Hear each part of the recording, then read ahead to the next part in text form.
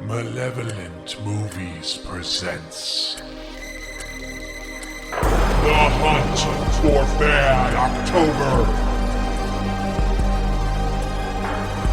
Joe has selected Blood Diner.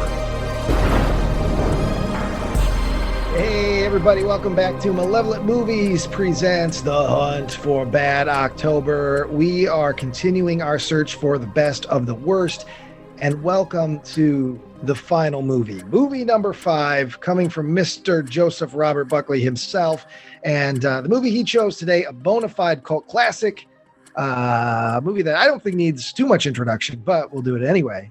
Blood Diner. Joe, what do you know about the Blood Diner? Oh, you see, this was originally going to be a sequel to Herschel Gordon Lewis's Blood Feast, but they couldn't get the man to direct, and they decided, let's just call it Blood Diner. Nobody will know. Yeah? Yeah. Is that all the history? That was how the meeting went. Just like that. Let's just do it anyway. Let's call it Blood Diner. Gordon Lewis wanted some more money, and they didn't really have money, so they just, let's just call it Blood Diner. This was also banned in some provinces of Canada, so if you're Canadian, you better watch out. The government's going to get you on this one. Province. Yeah, that's close to the history. Like, it was going to be a sequel to Blood Feast. The filmmakers reached out to Herschel Gordon Lewis. He wanted a bunch of money. They didn't have that money. And so then another director, Jackie Kong, came in, took the script, rewrote it since it was going to be a serious movie. It wasn't written as a parody or spoof or satire. It was going to be, fairly serious. The characters, they already had Michael Berryman was going to play the Mikey character, of course, from, Hills of Eyes and Cut and Run and shit like that. And the Georgie character is going to be played by George the Animal Steele, who, was in Ed Wood. He was a big fat wrestler. Yeah. So throughout the movie, they're constantly calling the character Georgie, who in the movie is not fat at all. They keep calling him fat ass and lard ass because they didn't change those lines that initially were for George the Animal Steele, who was fat. So they couldn't be bothered. But they decided to do a more comedic approach to this movie since they couldn't get Herschel Gordon Lewis and they weren't going to call it Blood Feast, so they gave us Blood Diner. All right. Well, for that, I mean that's a transition. That's a transition. All right. That's a Buckley special right there. So if we're gonna get into the movie, I have the opening crawl written down here. I can do that. What about this? Why Blood Diner, Joe? Yeah, but Joe doesn't have any thoughts on it. He just wants to get through it. Joe just grabbed it from a web search. So as I understand, kind of like how I was, we were struggling to find some. Correct me if I'm wrong. We were in the same boat of like, I'm not really sure what to pick. Tyler threw like a million trailers at us, and at least for me, I picked one. I watched a couple of those movies, and I picked one. Did you have a similar thing, or did you just kind of grab one? No. Tyler sent me a couple trailers. Yeah. There was one that looked interesting called Flesh Eating Mothers. But I was skimming through that, and it was boring. Was the issue? It was real boring. It was an actual bad movie. Well, true. I thought we were supposed to watch Blood Diamond, so I have made a mistake. Oh, no. Yeah, that's about something else. That's about the diamond industry. Yeah, that's true. I mean, he's not wrong. Now, Joe, had you seen Blood Diner before? No, I never had. Do you know who's in Blood Diamond? I don't know the actors, no. No? Okay, that's fine. I mean, I think what maybe... movie are we talking about now? Blood Diamond? Yeah, Blood Diamond. I watched the wrong movie. Sorry. Yeah. So what made you want to pick Blood Diner?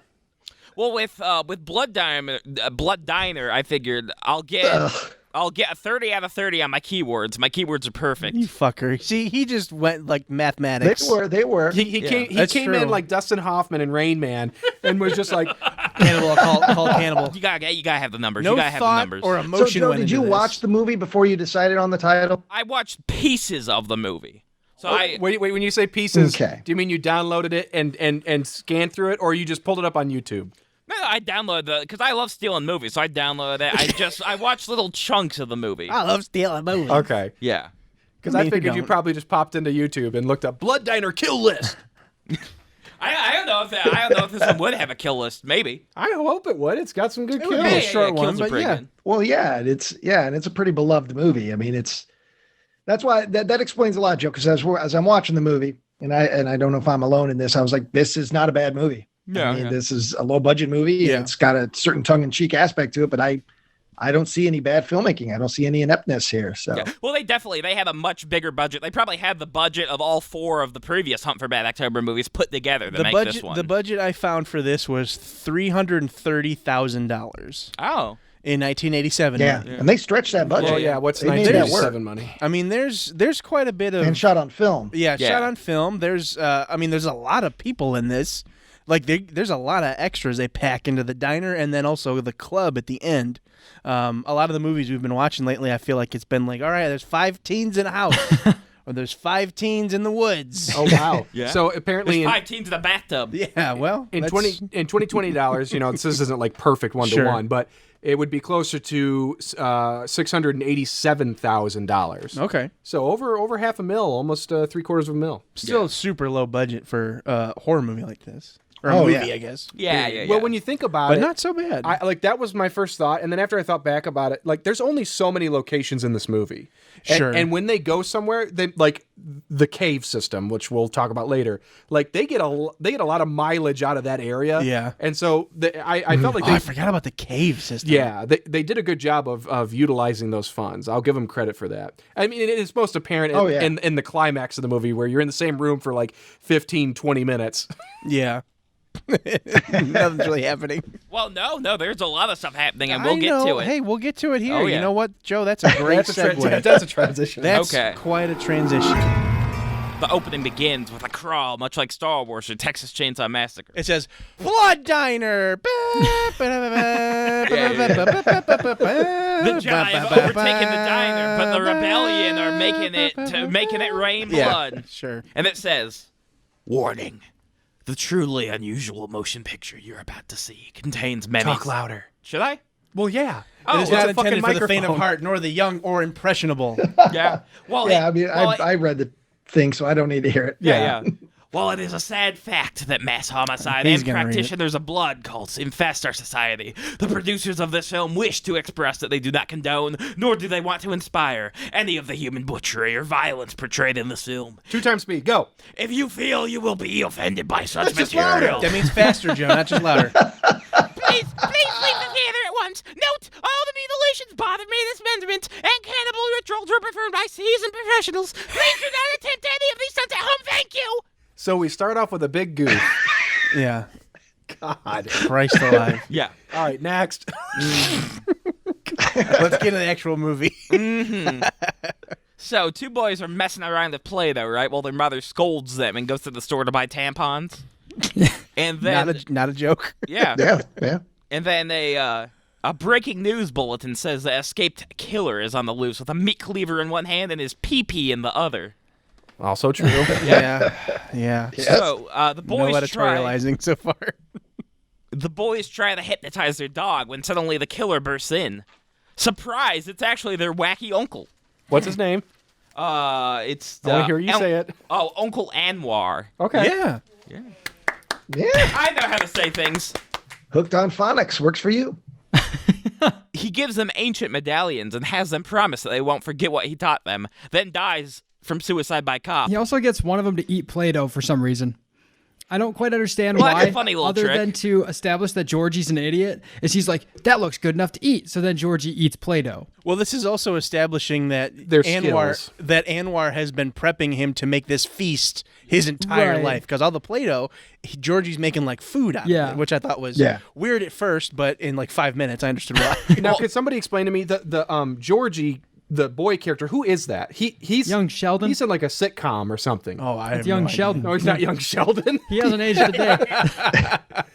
No, that looks like The Wonder Years? the Wonder Years. Yes. I get it. I can see that, but no. Yeah. No, but just to let No, everybody he know, was making the Wonder Years at this point. this kid's name was Sir Lamont Roadheaver. Oh, Well, he's a very fancy child. of the New Hampshire Road Heavers. Very nice. It's a prestigious family. Yeah. Who do you think built the He streets? moved to LA from Amity Island. Yeah. Yep. So he dies from suicide by cop, and then one of the boys is able to make a clock's hand spin with his mind. No, sorry, hold on a second. Was his intent to die there? Yeah, it looked like it later on. Because we see the scene of him with the cops. Because I was confused why like I know he goes to the house to prep the boys for the future. Yeah. But like, did he really want to die? Would his plans have gone better if he stayed alive? I think. Well, he fucked up. It looks like he fucked up and killed too many people in too rash of a way, and he was caught. He messed up the whole thing that he was going to do because he ended up sleeping with the virgin that was needed for the ceremony. Right. So even at that point, he had already messed up. I don't know though if he intended on getting himself shot or if that he was just in a mindset. He was a nutcase at that point. I don't think so. And was angry. He was just going to attack anyone that came in his path, and that included the police. I feel like I feel like he was surprised when the cops showed up, and then just went out and. I don't know, because I think this is like a lich move. He became more powerful. Strike me down, and I will become more powerful than you can ever he's imagine. Dead, so he can live. In a jar forever until they come and get his non-rotting brain. Well, he has a real plump, supple brain. Nothing wrong with having one of them. Yeah, it's real small. Perfectly intact and small after 20 years. For a human brain. Well, it's Anwar. More like a dog brain. Yeah, exactly. Nick knows dog brains. All right, dog brain, what's next? That is not my nickname. My name's Joe. You can call me Joey. The Buck. You can call me... All right, Joe, no more bits. Let's go. God. Yeah, Jesus. Everybody else gets anyway, to do Joe, bits. so I'm just... All right. We don't do this many. Yeah. A security guard sees Uncle Anwar's grave being dug up by George, but Mike is able to whack him in the head with a shovel, making his eyes pop out. Yeah. That is true. I love that part. Yeah, it was fun. And this is 20 years later, they say? Yes, yeah. Okay. Yeah. Yeah. I can remember. So they open up the coffin lid, and the skeleton's hand jolts up. Hold on. What does George do with the body before they do that? He picks up the body of the security guard and just hurls them out of the graveyard. Yeah. So it's like not the eye pop is one thing. Maybe that could happen, but Georgie picks up the body like it's nothing and just whoop. This is when I knew that this was this movie. Yeah, the eyes popping out of the head. Yeah, it pulled me right in, and from then on, I was with it. I think it's like a Looney Tunes. I love it. I think it's because like the same thing happens in the Greasy Strangler, but from then on, I kept thinking like, okay, this is like the Greasy Strangler of 1987. There's more to that. Yeah. Also about Uncle Anwar in the grave is he's wearing the exact same clothes in the exact same condition that he was wearing when he was shot by the police. Like his body was just grabbed and thrown into a box and buried. There was nothing to it. That was later that day. They threw him in there. So they start digging around in his skull for some of that sweet brain with like a handsaw, but then it gets stuck. So he's like, "Yeah, come on, help me get the handsaw out." And basically, the brain pops completely out of the head, and they're able to catch it and stick it in a jar. Well, so what they're one of them is sawing the head, like right down the middle, or the skull, and they get a tight shot of the saw sitting there and like kind of like jiggling in spot. And you see like the flaps of the skull just going blah, blah, blah. And then I think was it Mikey who was cutting? He's like, "Georgie, help me. The saw is stuck." I'm like, "No, it's not." Like you couldn't just get an actual skull, like a fake plastic skull, and cut through it. But it was fun. I mean, I enjoyed it. It was a mess, but I liked it. Basically, they're able to bring the brain back to life, and it's able to just kind of talk with them. So the police are worried because the guard was found with his eyeballs popped out and hacked to pieces, and it's not even Halloween yet. As if that happens every Halloween. It was going to. Wait a minute. It's not Halloween. God damn This it. man shouldn't be hacked to bits. Yeah, so he accidentally like dumps out some of his fish and has to like put them back in, but he's basically assigning a detective and a partner to go try to solve this case. Was there a lot of weird ADR? Yes. at this point? In that scene, it was all ADR. I much. stared at their mouths for a good 5 minutes to see if this was supposed to be. I was like, maybe I just haven't caught it early on, but maybe this was in a different language and ADR'd. Yeah, but it's just poorly done. That was my exact thought. I was thinking this was like from a different country. It was like that first scene with the cops is the worst, or with It's the so detectives. bad. Yeah. Is by far the worst scene, ADR wise. Yeah. Is that the end for you? Yeah, that's where my section ends. okay. I'm not sure who's next. Oh, wow. I'm next, actually. Yeah, we get introduced to the cop, Mark, and the most angry chief of police I've ever seen in a movie, I think. I love him, though. Physically abusive Just cop. punching his detectives chief. whenever he pisses him off. I think there's a lot Always. of that's a running theme in this too. Yeah. Just violently punching Well, someone. there's another one in here Yeah. that really got me. That Yeah. My bits here from 11 minutes to 24 minutes are chock-a-block. So let's here we go. So the boys receive their mission from Uncle Anwar, and they've got him in a jar, head in a jar style. And I believe this is in the back room at the diner, but this is the first time we see the diner, so I was kind of confused as where the hell we were. They get their mission. They receive their mission from Uncle Anwar to bring back Shitar, this like ancient goddess. And to do so, they will need to 1, create a body for Shitar made from the bodies of immortal girls, and like each limb has to be from another body. Or something? Yes. Yeah, because Shitar is kind of a composite god, so you have to make it out of a composite body. Sure. Yeah, that's great. I'm working with it. That's fine. I can dig it. Number 2 is George must cook a giant blood buffet to entice Shitar to join them. Honey, you gotta come with me to the Golden Corral. They got the blood buffet, $6.99 a person, and it's all you can eat. They got the blood fountain. Here's how you know Joe doesn't buy his own meals. $6.99 up for a buffet. No, you can do that in Illinois. Where the fuck is that at? It's like the opposite of like politicians and stuff when they don't know how much a carton of milk costs. Yeah, they always like. He's a lot of touch. How much could it be? $20? No, you joking? I go to 3 different Chinese places, $8 for a buffet meal for dinner. Imagine the sticker shock when Joe went to get gas for the first time at 23 years old. That's the price per gallon. $19 for a tank. That's 2 slushies. Yeah, man, that'll keep you in slushies for 3 weeks. And then the third thing is during this ritual / buffet, a virgin must be sacrificed to Shitar. So those are like the 3 initial things they have to do. There'll be more added onto this list throughout the movie. But those are their first marching orders. First order of business, make a body for Shitar. So then we go back to the diner, or we like basically cut to outside the diner, or in the actual diner place, and we see that there's a group of cheerleaders at one of the booths, and they're all going back and forth about some photo shoot they're gonna do, and you just have to show your tits. What's the big deal? And one of the girls is like very shy and like not interested whatsoever. She's crying. Yeah, she's crying, and she's just being real peer pressured, real bad. Is that not what's That's her name? Connie. Connie, yeah. But this is our introduction to Connie. Gotcha. We don't know her until this point. Then one of the I assume is like the head cheerleader is talking about how they're pissed at another cheerleader squad because now they're also vegetarian, and being vegetarian was like this cheerleader squad's thing. Yeah. Well, they know it's hip in like 1987. And it's so weird that was like such a weird status choice thing to make back. It just seems very weird. And it's also not like established, but is Tubman supposed to be a purely vegetarian diner? I think so, but I don't know. Because this is where we also meet the big fat boy. We meet the fatty guy. Oh, don't worry. He's coming up next. Good. Vitamin And we see C. how good Georgie is a master chef. The way he handles the salt and the pepper and the way he chops. Oh, he's a master flinging chef. things like he's Tom Cruise in Cocktail. It's great. Exactly.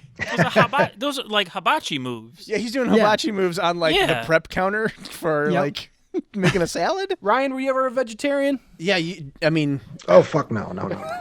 but like you were. I'm all about that chicken. Yeah. It's part of that the health club explosion of the 80s. You know, you see that even in other movies. The Toxic Avenger has the entire running joke and motif of the health clubs and working out, and then Jane Fonda and Richard Simmons and the explosion of working out at home and all those tapes. So I think the vegetarianism is as a fad at that time was just kind of part of the culture. Yeah, because that's constantly a running joke through this movie. Is that's not the only vegetarian restaurant. Yeah, there's multiple vegetarian diners around that area. So I think that was just sort of a commentary at the. Gotcha. Then we go back. We see back in the, I call it the basement, but like the kind of the back room, basically the storeroom where they keep everything. We see that George is making a vegetable man. No, I have salad woman. Or salad woman, vegetable man. I don't know. I didn't see like. Oh, no, that was definitely a woman. They had salad boobs. Well, did they? I'm assuming it was him mentally excited about Shitar. See, he's getting ready. I took this as I thought George was making a vegetable body for Anwar. I was really hoping that there was going to be a would've been vegetable really soup man That later. would have been great. I'm pretty sure there's also like big like beef bones hanging from the ceiling. Yeah, so they've got their meat in the back. The boys will eat meat, I'm sure. You know, if you ask for a hamburger, George will probably make it for you. Yeah. And at this point, they bring Anwar up to this weird little like one-way mirror or two-way mirror, a thing you can't see through. One way. Yeah. One-way mirror, like so he can his little brain and eyeballs in a jar can sit and like watch everybody in the diner, and he can like pick out who we want to invite to this blood. Yeah. The brain has eyelids. The brain does have eyelids. He looks like Andros from Star Fox 64. It also can taste and hear, and it's got all of the functions of an actual existing human being. It's a brain with eyes. Yeah, in a bubbling jar. I don't understand Well, that. And weren't it's the kind eyes of like, taken from the security guard that they Yeah, I popped think out? so, They yeah. take it from the security guard. And there's Yeah. a tongue at the bottom of the jar, isn't there? There's something back I thought there. that was more like spinal fluid, yeah. or a spine. No, Column. there's a meaty chunk. I mean, it Could could be. I It could know, be. Yeah. It might have been connected to the back of the brain, but I thought it was maybe just they ripped the tongue out. Oh, And they maybe it is the tongue. I guess I assumed that was just like brainstem. Yeah, I thought it was just kind of coming back and coiling. like a logical person, I'm like, well, where is the voice coming from? So I thought, oh, there's just a tongue there. That's what it is. And that was enough to convince you that they had created something with voice. It's kind of like Like, how as long as it has a tongue? It's kind of like how in Reanimator, like how the severed head can like talk and breathe without having lungs still attached to it. You just kind of like go on Yeah. without that. It's a fantasy. It's a movie. So at this point, we are introduced to Horatio Tubman, who is also known as Vitamin C. I love Vitamin He's a big C. fat guy who's just always there, stuff in his face, and his dub is so strange. oh, it's I good. It's swear good. to God, I know Tyler knows. We talked about this earlier. I thought this was the guy who does Djibouti dubs on YouTube, who does those goofy like Guy Fieri overdubs. It sounds just like him. It can't be because it's from '87, but you would have been a baby. but I didn't know if this was part of some restoration that was done recently. I didn't know anything about Blood Diner before going into it, other than it was supposed to be a sequel, and then it ended up being something else. Yeah, Janus Film spent a couple million to resurrect Blood Diner. Yeah, I had no idea. I would believe that. You know, somebody did a new print. Yeah, what the fuck? We'll put some new goofs All over the sound was damaged. it. Yeah, I don't. Sure, I would believe that. Yeah. But anyway, we're introduced to Horatio Tubman or Vitamin C, but you can call him Vitamin, I love that joke. which is very funny. that was great. Nice to meet you, Mr. C. And he goes, hey, you can call me Vitamin. Yeah, like all right, I all right, loved sure. it. I thought that was silly as hell. Yeah. And the diner is packed at this point. It's filled to the brim. I wrote sad cheerleader. I guess I didn't know that her name was Connie yet. How could you not? It says it on her shirt. All the cheerleaders wear a shirt that says their name on it Well, for some I was reason. looking a bit further up, sir. I wasn't looking at their chest. I was looking at her eyes. I pay attention to detail, Joe. Okay, Yeah. that's fine. I was listen. I was just feverishly trying to write all this stuff down. But Connie talks to Michael, who's like working the cash register, and he invites her to this special feast they're throwing, and there'll be lots of Lumerian food, is what he says. Big draw. Yeah, and he like reaches down to like get just like a scrap of paper, I think, to like write down his number or something. And we also see a shopping list, which I wrote down here, and the shopping list includes the following items: 6 dog dicks, 3 large rats, 2 golden retrievers, 8 cats any gender, which is weird that only the cat gender is specified, MSG, and dog food. All the stuff you need to run a successful vegetarian restaurant. Yeah, exactly. I also don't understand why because they're already killing people and serving humans at this point, Yes. right? Yeah. Why? Like, it seems like they could have not done that all the way to this point and then killed people. Zach, why does Arby's do it? Yeah, it's It's just because it's good. They have the meats. That's a all good that point. matters. My apologies. yeah. Next time you go to Arby's, make sure to get the special. Yeah, Can I, dog dicks. can I get the Tuesday special? As for the fish finger special. Yeah. Yeah. Can I please have the parade dog dicks? What? What is parade dog dicks? That's you puree something. You like you blend it. You're trying to say puree? Yeah, that sounds nice. Mushmouth. Can I have the Jesus parade dog H. dick? Yeah, can I have Christ. the parade of dog dicks? Mush for the mush mouth. Yeah. No. I'll have the dog food, please. I also wrote down that the ADR is just off the rails at this point. Yeah. And then then Mike says, do come see us again, Connie. And there's spooky music, and she just stares at him and says, thank you, I will. So there's some kind of like a vampire glamoring happening. Like he can he learned influence how her. to hypnotise. Like yeah, Anwar he's did. good at hypnosis. Because I assumed there's a shot when he's a kid. There's like a little toy carousel thing that's spinning. Right. I assumed he was making that happen with his mind. okay. Yeah, and he did that with the cat eyes clock thing as well. He does that throughout the spun the movie. thing Yeah, he around. can hypnotize certain people, and he does that with Connie Yeah, and multiple so- times. Like a snake. And I assumed that Georgie's moves were like one is a good cook and he's strong. He's a wrestler. Yeah, because he's a wrestler. dumb- because it was supposed to be Dumb, George strong, the and Animal cooked. Steel. He's a bad wrestler, though. Yeah. They just said, "Fuck it, we'll keep him a wrestler." Yeah. And then as Connie leaves, we hear Anwar say, I bet she's a virgin. And then we have a hard cut to topless cheerleading. Well, did you also, while she's getting the thing from Michael, the big fat man, some reason, is behind the counter watching the wrestling, and he's mad at Georgie for watching. And Georgie, start fighting. Georgie Yeah. punches the guy for no reason, and then she doesn't even react. Connie doesn't give a shit that this fat man just got beat up right next to her. There's a lot of that where like they want to do multiple bits at once. And so it's like there's three worlds operating at the same time, and it's like the camera just accidentally flows into one bubble into the next. There's just an air of like hyper violence in this universe, which is just great. Everyone's I love it. always ready to fight. Yeah, everyone's just fighting and just Yeah. And not the even fact no one even cares. Yeah, like you'd say you were at a lunch counter, you were in a diner, no matter how good that food is. If the cook just beat the living shit out of you for your difference of opinion on WWE, you might not come back. But vitamin C just sits back down and says, I'll give you a hamburger. I love it. Yeah. Does he say something about how it's like, well, if the food wasn't so good here? Yeah, Something he like does. that, yeah. It's Exactly. just He so hasn't good. had a veggie burger that good in a son of a bitch long time. Well, Yeah, I would have swore they had meat out of in the it. mouths of babes. Yeah. He's a veggie burger expert. So we're at this. So now we're at this studio where there's a nude aerobics video being shot. They were all the rage in the 80s. I guess. Well, it goes along with the, I mean, not the nude part, but it goes along with the whole, Jane Fonda and all the home video exercise things. Well, not only are the cheerleaders on camera, I appreciate it. topless. Yeah, the director also is topless, which I think is a nice gesture of solidarity. That was our deal with Joe. Yeah, hey, if he was going to be naked for Yeah, Butch we the wouldn't Bakers, ask him to do anything we wouldn't do too. we'll all be there. We'll get our butts The offer out, get our stands. wieners out. Oh, and we'll just do yeah. this. like No?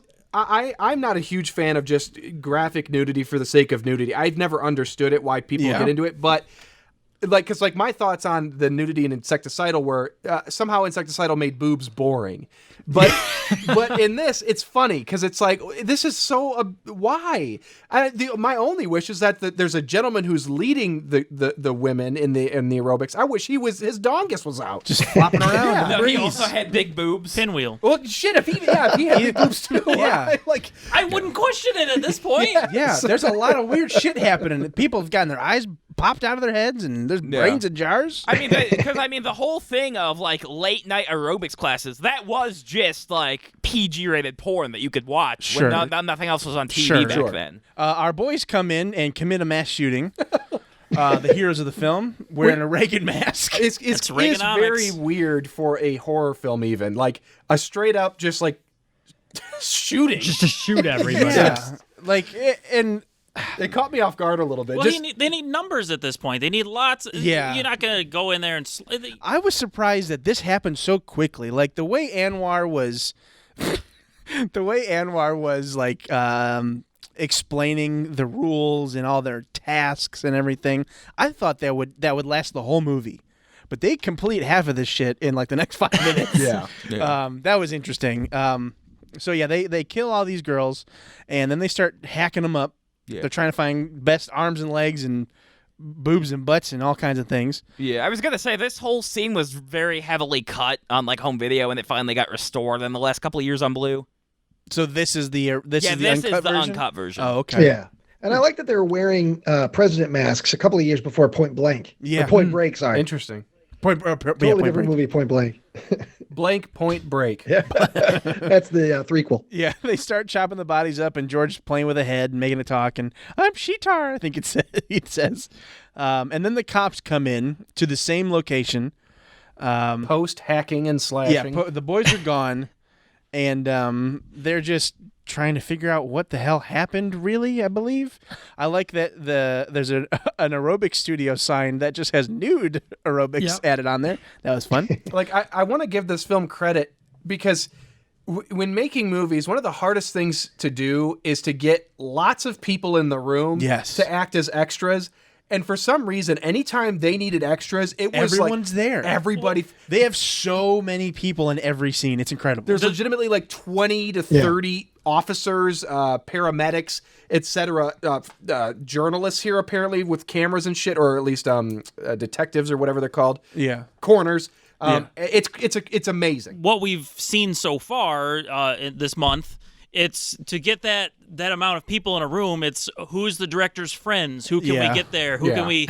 Who's the not the worst to give the little dumb line to and still butcher it? But this they do got okay. people. Yeah. They got real people. Hey, I supply for my boys. I supply for my film boys. Yeah. What are you talking about? No, just in terms of the movie pick. He's just like, oh, look at what a good job I did. I thought Joe meant, hey, I show up and I do the lines great too. I say the lines mostly. I mean, you do always show up. Yeah. Sure. Sorry, Zach was saying something. This is also the scene that they start the gag that happens like 3 or 4 times where these paramedics are horribly confused about why you use a gurney.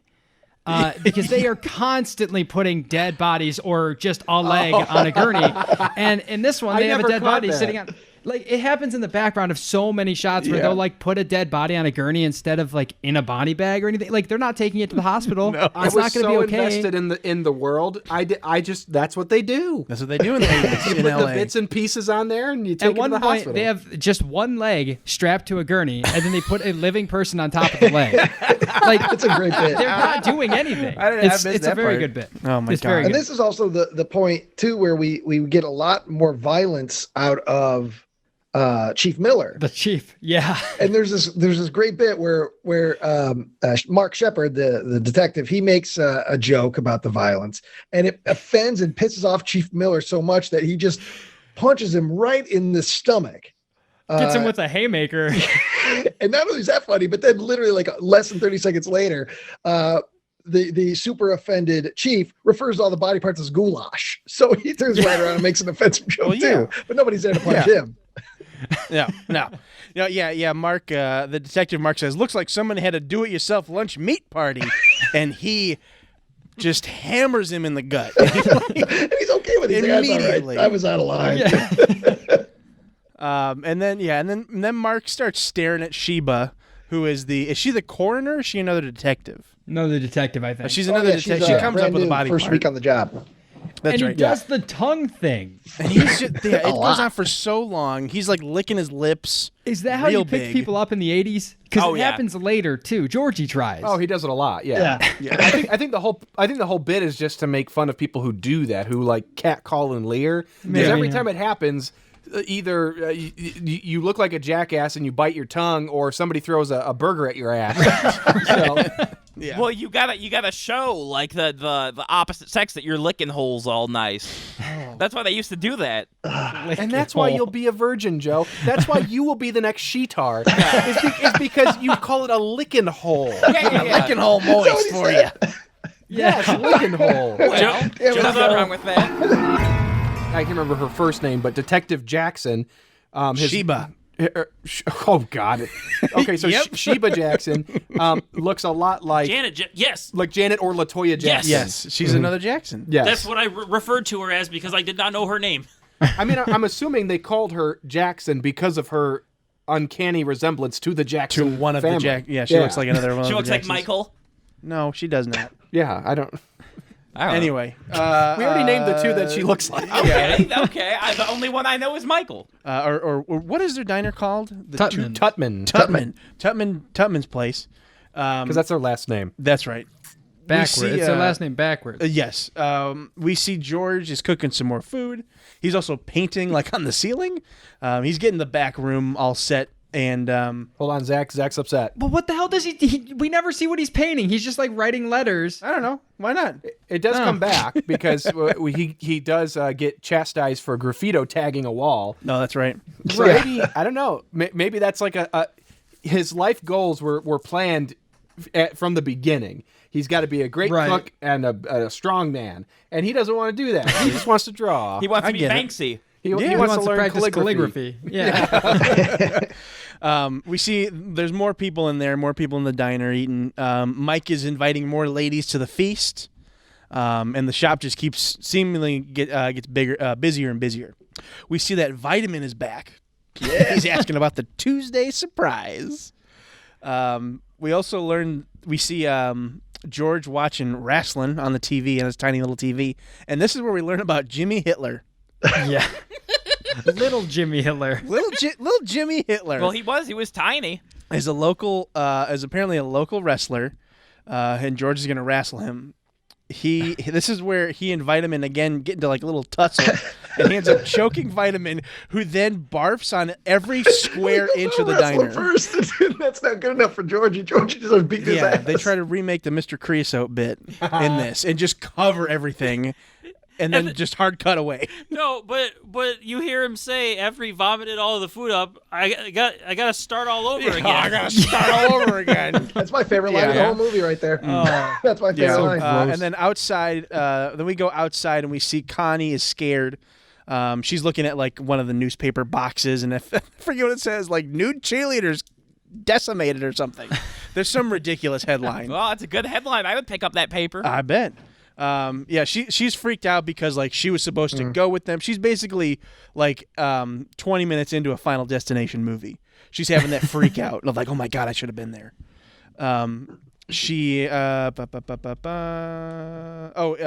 Mike is out there trying to console her, trying to get her back to being sane.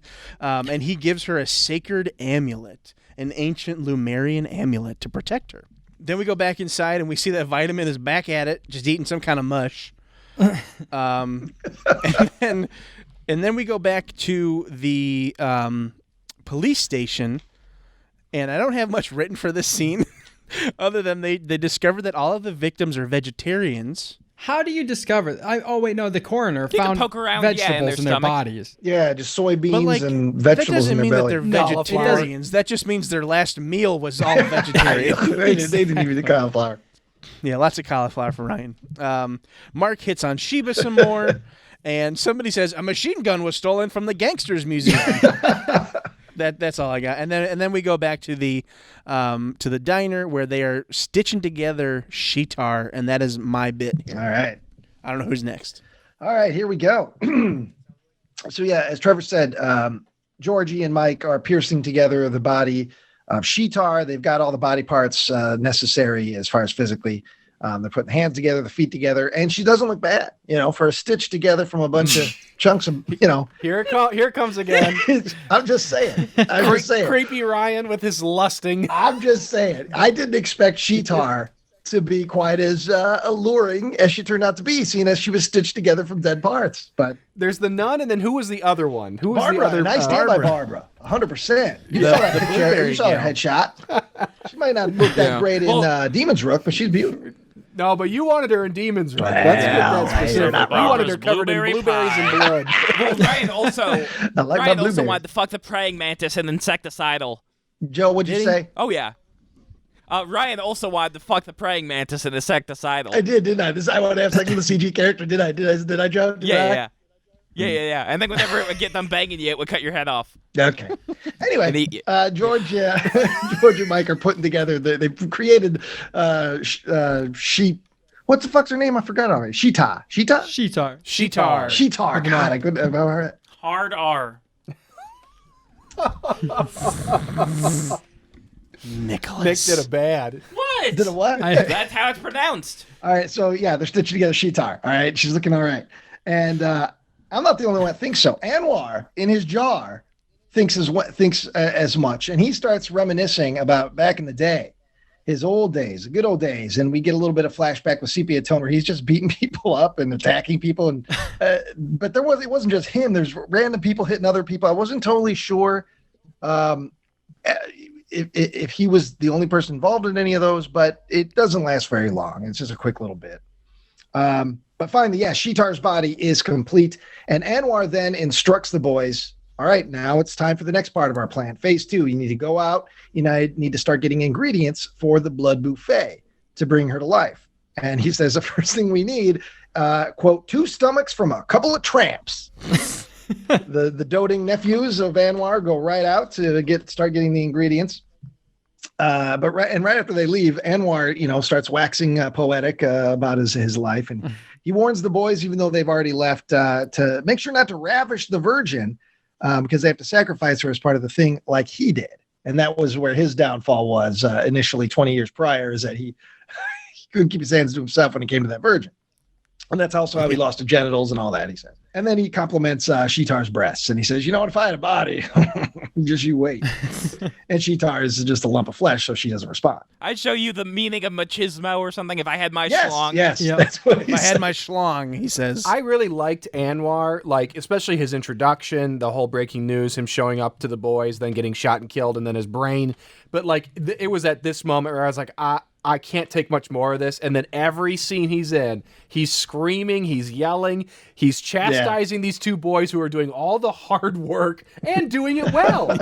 They're doing great. They're not fucking They're phenomenal. And he doesn't compliment them once. And then I was like, you know what, Anwar, fuck you. I'd kick your fucking brain. Is that where you draw the line? You're fine with the fact that there's a 40-second possible rape montage. You're fine with the killing and hold on. Let me get more specific. I'm not okay with that.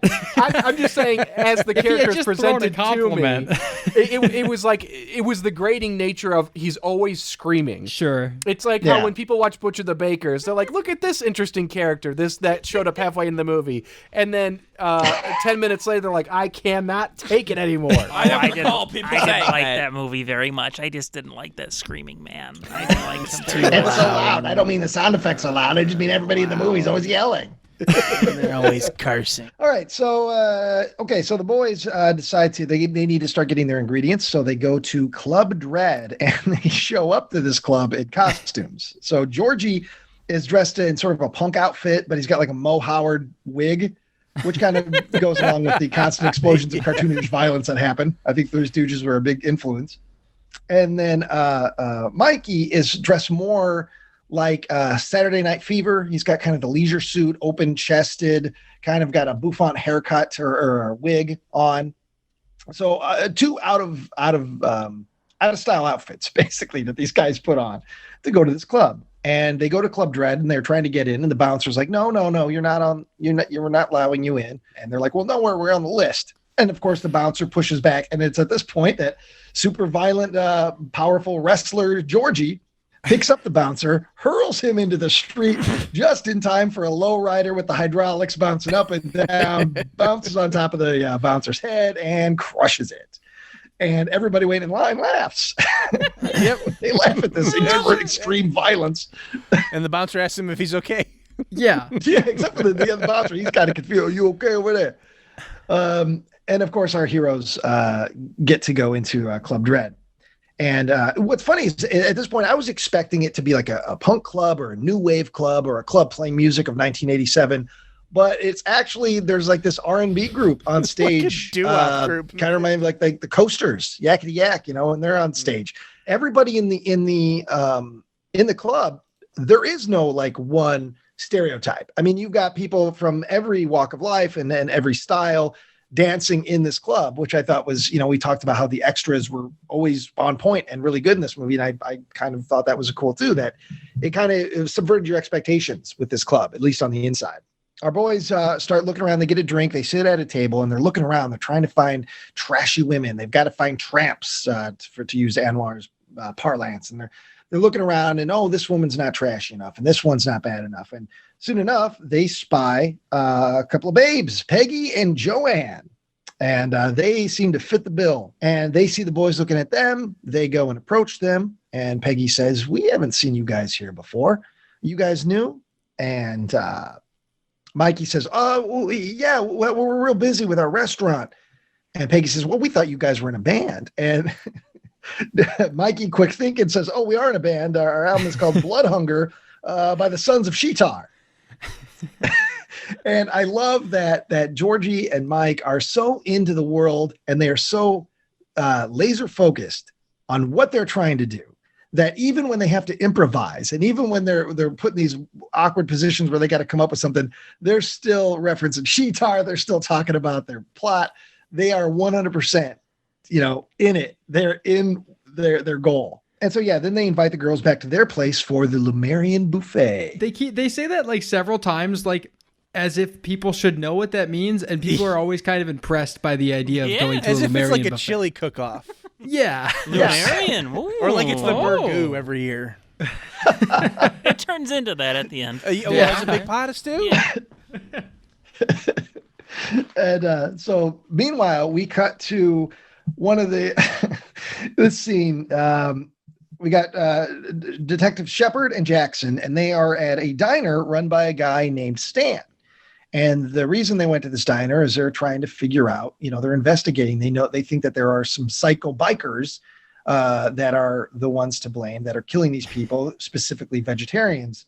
And it's in this scene that we're introduced into my second favorite character of this movie, which is a wax dummy that is sitting at the counter with a lit cigarette in its hand, and it's got some food in front of it that we find out. Yeah, we find out it's wheat germ, some sort of soup. The diner owner, a guy named Stan, very high-strung man, is also voicing the dummy, like a ventriloquist, if you will, but the dummy's mouth doesn't move. It's just a dummy sitting in a chair.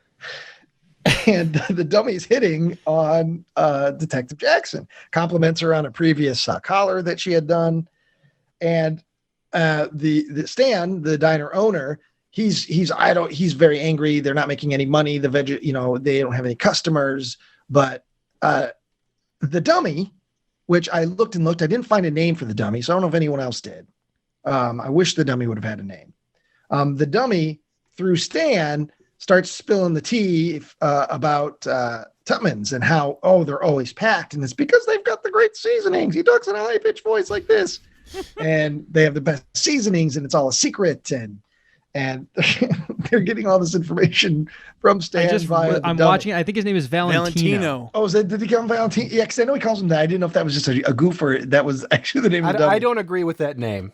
That's not the name for that face. Yeah, well. He doesn't look like a Valentino. Face. Yeah, it's a strange Yeah, because I know he calls him Valentino because he's constantly hitting on Detective Jackson, but I thought maybe that was just a goof, because he also sprays him in the face with insecticide, because he finds out, the dummy says that he's been going to Tutman's, and that offends Stan, because, what are you doing, Benedict Arnold, being a traitor, going to eat at that diner when nobody's coming to my diner, but Stan is the dummy, you know what I mean? So, but I loved it. I thought it was funny and weird and absurd, and I didn't understand why they chose this, but it made me laugh, and I loved that dummy character, which will come back. Spoiler, it's probably my favorite part of the whole movie. I figured. Yeah.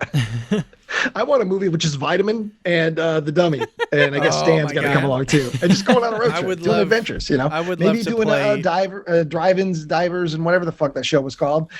Diners, drive-ins, and dives. Triple D going all the way to the Blood Diner. They're going to Flavortown. That's right. Yeah, ding, ding, that's the movie I want next. That'd be great. That's how you spell Sheetar? Yeah, Sheetar.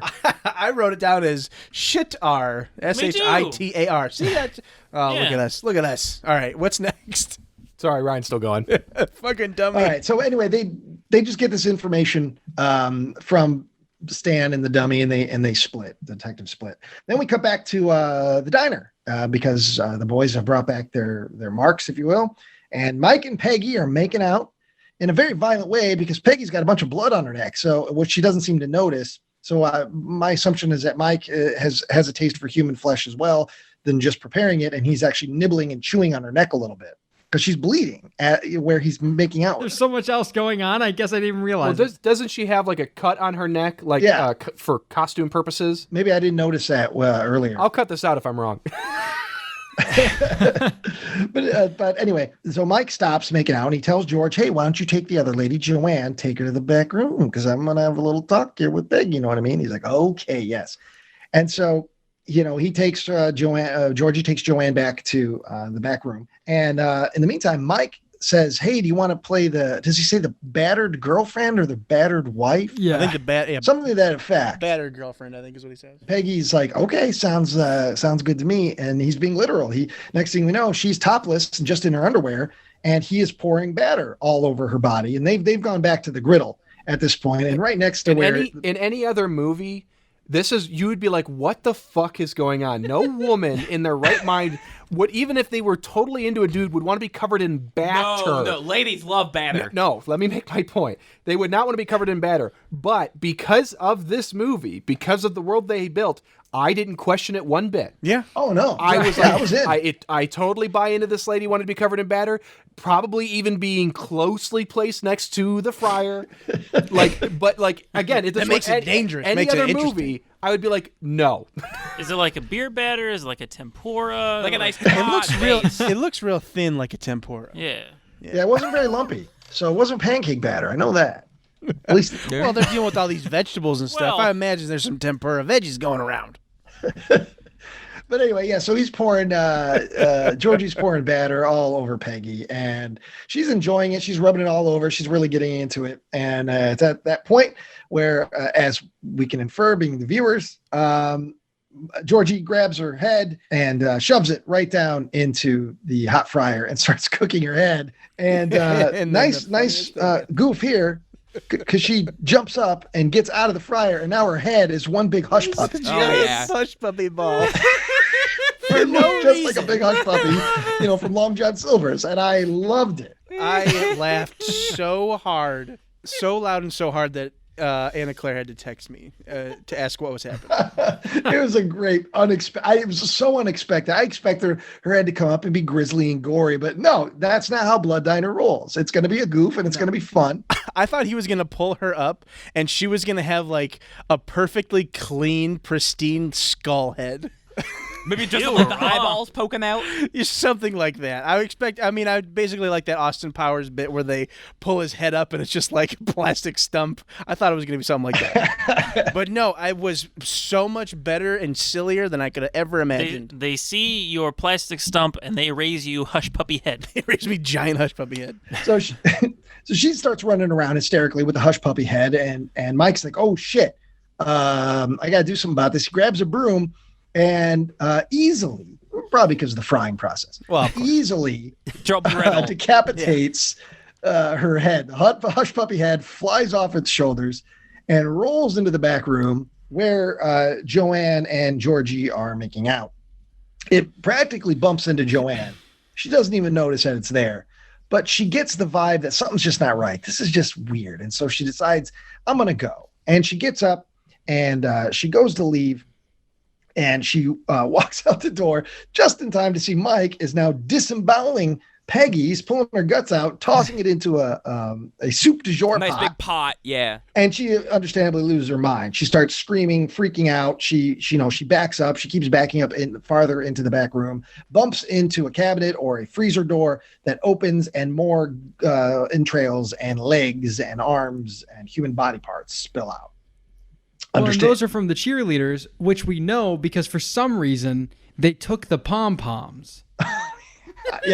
For some reason when they killed the cheerleaders, they didn't just need the body parts. They took the pom-poms as well. I don't know why, but that's how they roll. Yeah. They thought they were getting rid of some evidence or something. Well, no, Mike actually wanted to cheer on George during his wrestling match later. That could be. That makes sense. Could be. After the body parts fall out, understand, she freaks out even more. She runs, almost gets to the back exit. She's at the door. The door is open, and she realizes, oh, I forgot my purse. So she has to run back.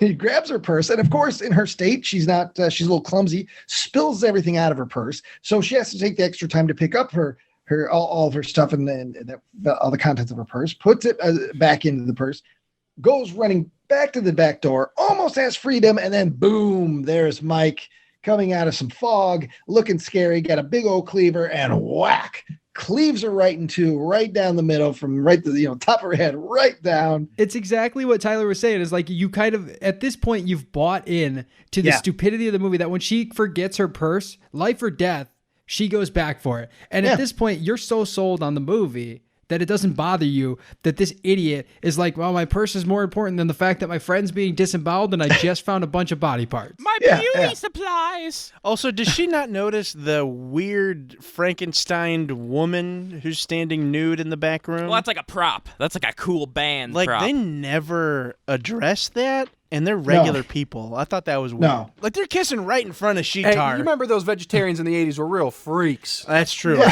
Well, and that's the thing. They're eating so much vegetables they don't have peripheral vision anymore. I also assume that everybody's on drugs. I assume everybody in that club all the time is on drugs. And that certainly comes fair back. enough. But so she's cut right in two, and then we cut to the boys are loading up their spoils, loading up their bodies into their catering van right there in the alley. And that's also where we get a little bit with Georgie and his constant need to create art and spray paint. He's spray painting on the wall. It's dumb. Trespassers will be eaten. Yeah, he's not very smart. What happened to their mom? Probably gave him up. Never came back from the she went to get tampons, never came back. And cigarettes. Yeah, she never mentioned ever again. Yeah. And that's the end of my bit. All right, we pick up on Weird Al's homeless sister discovers a bloody hand holding an amulet in the garbage. Yeah, she did. And I say it's Weird Al's sister because she's got in her shopping cart full of trash and belongings, she's got an accordion. Yeah. If nobody noticed. But like I said, there's a bloody severed hand or arm in this garbage on the street, and it's got an amulet. Hard cut to Detective Tongue and LaToya Jackson taking the amulet to an archaeological dig where they get schooled by Professor Stock 80s background on a T-shirt. Yeah. Like her, she is so agitated and by abrasive. This made me feel like her vibe is like there's a bomb hidden under the ground and it's gonna go off, and they have got to find it. Yes. There's history that off. has to be uncovered now. Yeah. Okay. Yeah, the Lemurians were like, you're living on Atlantis or something. So anyway, we got to come over here and they're going to do a blood feast and they're going to bring back Ishtar. Oh, it's 100 miles an hour. Insane. Professor Stock 80's background on a shirt is explaining everything. So we learn that the amulet is Lemurian. It is a culture that was discovered by accident when looking for Atlantis. It is believed that both cultures lived simultaneously. The professor then screams at all of her students and diggers to just shut the fuck up and stop doing what they're doing. And one of them specifically just wants to show her what she found. She's like, I don't give a fuck. Shut up. So then she continues while she begins digging. The amulet comes from a Lemurian religious sect that worshipped the black magic goddess Sheetar. The Lemurian sect had a big orgy with wine and drugs and a big feast comprised of flesh. And while she's explaining this, all of her students or the diggers are like, stop what they're doing. And they're like, ooh, orgy, wine, drugs, feast of flesh. And then she says something about how rumors claim that there still may be followers of Sheetar. Uncle Anwar obviously being one of them, and Michael and George. So we cut to, for some reason, George and Michael simmering bits and pieces of the body in a big old burgoo stew. And Anwar is shouting exposition at them about what is left. Georgie feeds some of the sloppy soup to Anwar. He just lifts off the top that has some wires and some mechanical bits and pours it with a ladle in there. And he says, it has such regal flavor. And then Anwar screams at them saying that he needs a virgin. The restaurant is hopping. We got a lot of people in there, and George passes out a free appetizer, and it just looks like calamari. But obviously, there's human bits in there. Biff is there apparently, and he's hungry. He needs something in a hurry. And then we see Michael selling some merch, some Tutman shirts and stuff, and jars of pickled buttholes. I don't know what they were. George and Anwar watch everyone from a two-way mirror, and Anwar says that he needs the lungs and livers from two sluts. That's sluts. Sluts. We got a comedy bit where George walks into the diner. So he's coming from the back room, walks into the diner holding bloody guts, stops. The camera, from his perspective, pans around the room as everyone's too busy to notice him. And then he slowly backs in and then comes out with a closed pot that clearly has the bloody guts in it. Very funny. I noted that you can see it's either like an on-set photographer or an extra with a camera in the mirror because there's somebody just taking pictures. It's very awkward. Yep. Connie is there now, and she's getting a comped meal, and Michael is using his sexy eye magic to convince her to go to George's wrestling match. And rightfully so. Initially, she's like, "I don't want to go. I'm too busy." Because who the fuck would want to? Then, and I can't remember how you say it, but Stan, is it Salden? Yeah. I don't know. Yeah, Salden, I think. Yeah, Stan, the other vegetarian restaurant owner, in disguise, along with it. What was it, Valentino? Valentino, his puppet buddy. They're there, and he's like, "Can I get a doggy bag over here?" And Michael turns to Georgie and is like, "Hey, can you get this customer a doggy bag?" And I don't know if, again, I think all of the really awkward acting is intentional. I think that's what they wanted from this guy. So anyways, vitamin. Well, Vitamin and C. did this guy, was his plan to steal the secret formula like Plankton and SpongeBob? He finally got a little bit, and he's like, we could get out of here now. I could cook all their food. He got the burger. It's time to move on. We lost him. He went into the movie. Oh, shit. He has to wrestle little Jimmy Hitler. Yeah. Ryan, we lost I'm done. I give up on that joke. Oh. Okay, so vitamin C points out that hey, that was Stan. He's got that other vegetarian shop, and the two boys look at each other and they say, "Well, don't worry, we'll pay him a visit later." George gets upset at the wrestling on the TV again, and then an IRS agent walks in and says he needs to see the books. IRS agent. Michael's too busy. He's trying to collect specials. George is like, "Dude, we don't even have specials. We got this dude here." He's like, "You know what? Don't worry about it. Mr. IRS agent, why don't you come into the back with me?" And he brings a butcher knife with him. Camera sits on the back door. You hear this, and then Georgie comes back out with a plate of fingers. He says, "Don't worry, I've got those specials up now." Okay, and then Anwar is still upset and screaming. He wants his jerk-off nephews to get more lady parts for the blood buffet. Michael helps Anwar make a phone call. He holds the phone up to the jar, and he learns where that was funny. Cindy Sanders is. I don't know if she was established in a previous scene or something, or she's just somebody in the restaurant that Anwar picked out. But anyways, he calls somebody she knows, and they're just giving out this information freely to a brain in a jar that she's hiking at Bronson Caves with her boyfriend Buzz. Anwar calls Michael a homo, and then calls both boys lame brains. Again, Anwar, you had me, you lost me. Okay, so George is sent to get Cindy, and along the way, he's driving in the van. He comes across a stranded biker who weighs him down. So what we're about to this is another character I would like to portray someday. What I'm about to share with you, this whole bit, there is almost no superficial environmental sounds. None. There's just the audio track of the music, right? Yeah. Well, there's this mambo music where they keep saying mambo, and then there's a couple times that this biker is about to get hit, and some ADR of him. There's no engine sound, no sounds from most of him getting run over. No gravel sounds, nothing. No wind. So the biker. Biker. That's right. Steps out in the road. He was waving down Georgie, and Georgie just slams into him. And he shoots him across the road. Yeah. Okay, so he looks in the rearview mirror. He sees that he's still there. Goes and backs him up. Okay, the biker still alive is crawling away. So George runs him over one more time. Only see him in the side mirror, and he runs back over him again for the fourth time. We then cut to the same shot of him up again. So it's it's a shot we've seen already. It's the same exact shot. It's a goof. So basically, this just sets up that we see not even a montage, but just from the inside of the cab, Georgie running him over, backing up over him, running him over, backing up over him. And then again, it's there's just mambo, it's just playing this mambo music. And he just leaves him there, right? He just leaves him there. We assume that he's dead, but he comes back in some small way. So cut to Buzz and Cindy. They're at the Bronson Caves, and it's a cool looking location. I can't tell if it's a set or if it's actually a cave system. It'd probably be a lot cheaper to go film at a cave than to build a cave. Did any of you watch Palm Springs that came out this summer with Andy Samberg? I have not seen that. Yeah. Zach, it reminded me a lot of that cave. It does look like it might be a set that's frequently utilized used somewhere. It's or a fake famous cave. It's probably a location that you can go to. Yeah, because it's there's a cave system. You're seeing just the outside of it. But there's a section where George enters into the scene where it's it just drops off. There's a black background and some fog. So I thought that's what made me think it was a set. But hey, maybe there's a legitimate cliff there, and the actors were constantly in a state of peril. I wouldn't put it past this movie. Buzz is pushing Cindy down, not like forcibly, but like onto a towel on the ground in these caves, or at the just on the cusp of the cave. And they are both like ripping each other's clothes off. But while it's happening, Cindy is concerned about bugs, animals, and, you know, all the killings that have been happening. Buzz says, hey, don't worry about it.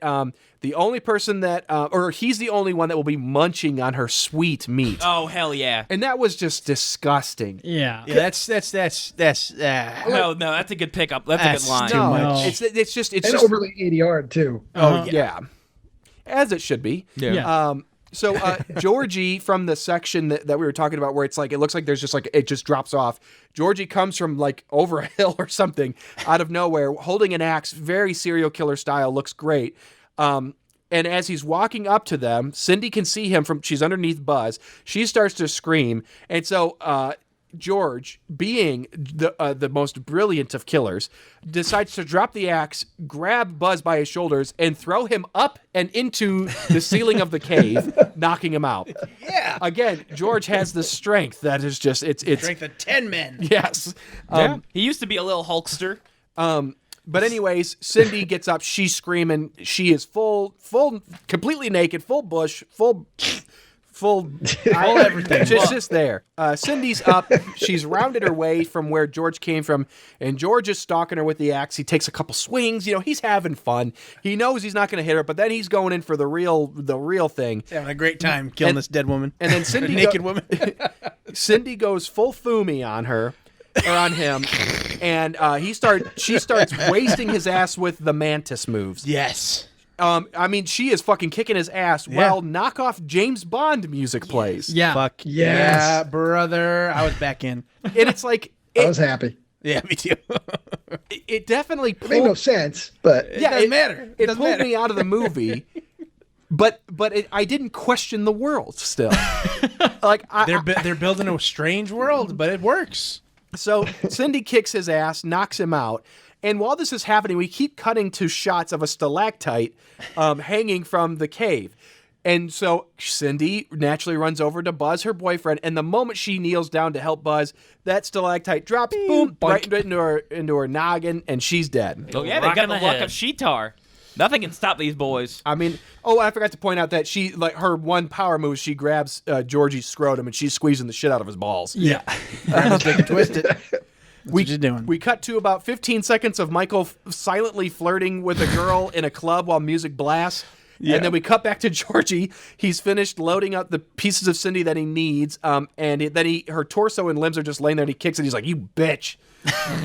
Because he got bested. He's not the wrestler he thinks he is. Maybe the whole thing is that when Anwar instilled this power, it was only the power to throw men, and that was it. I don't know. It's against women.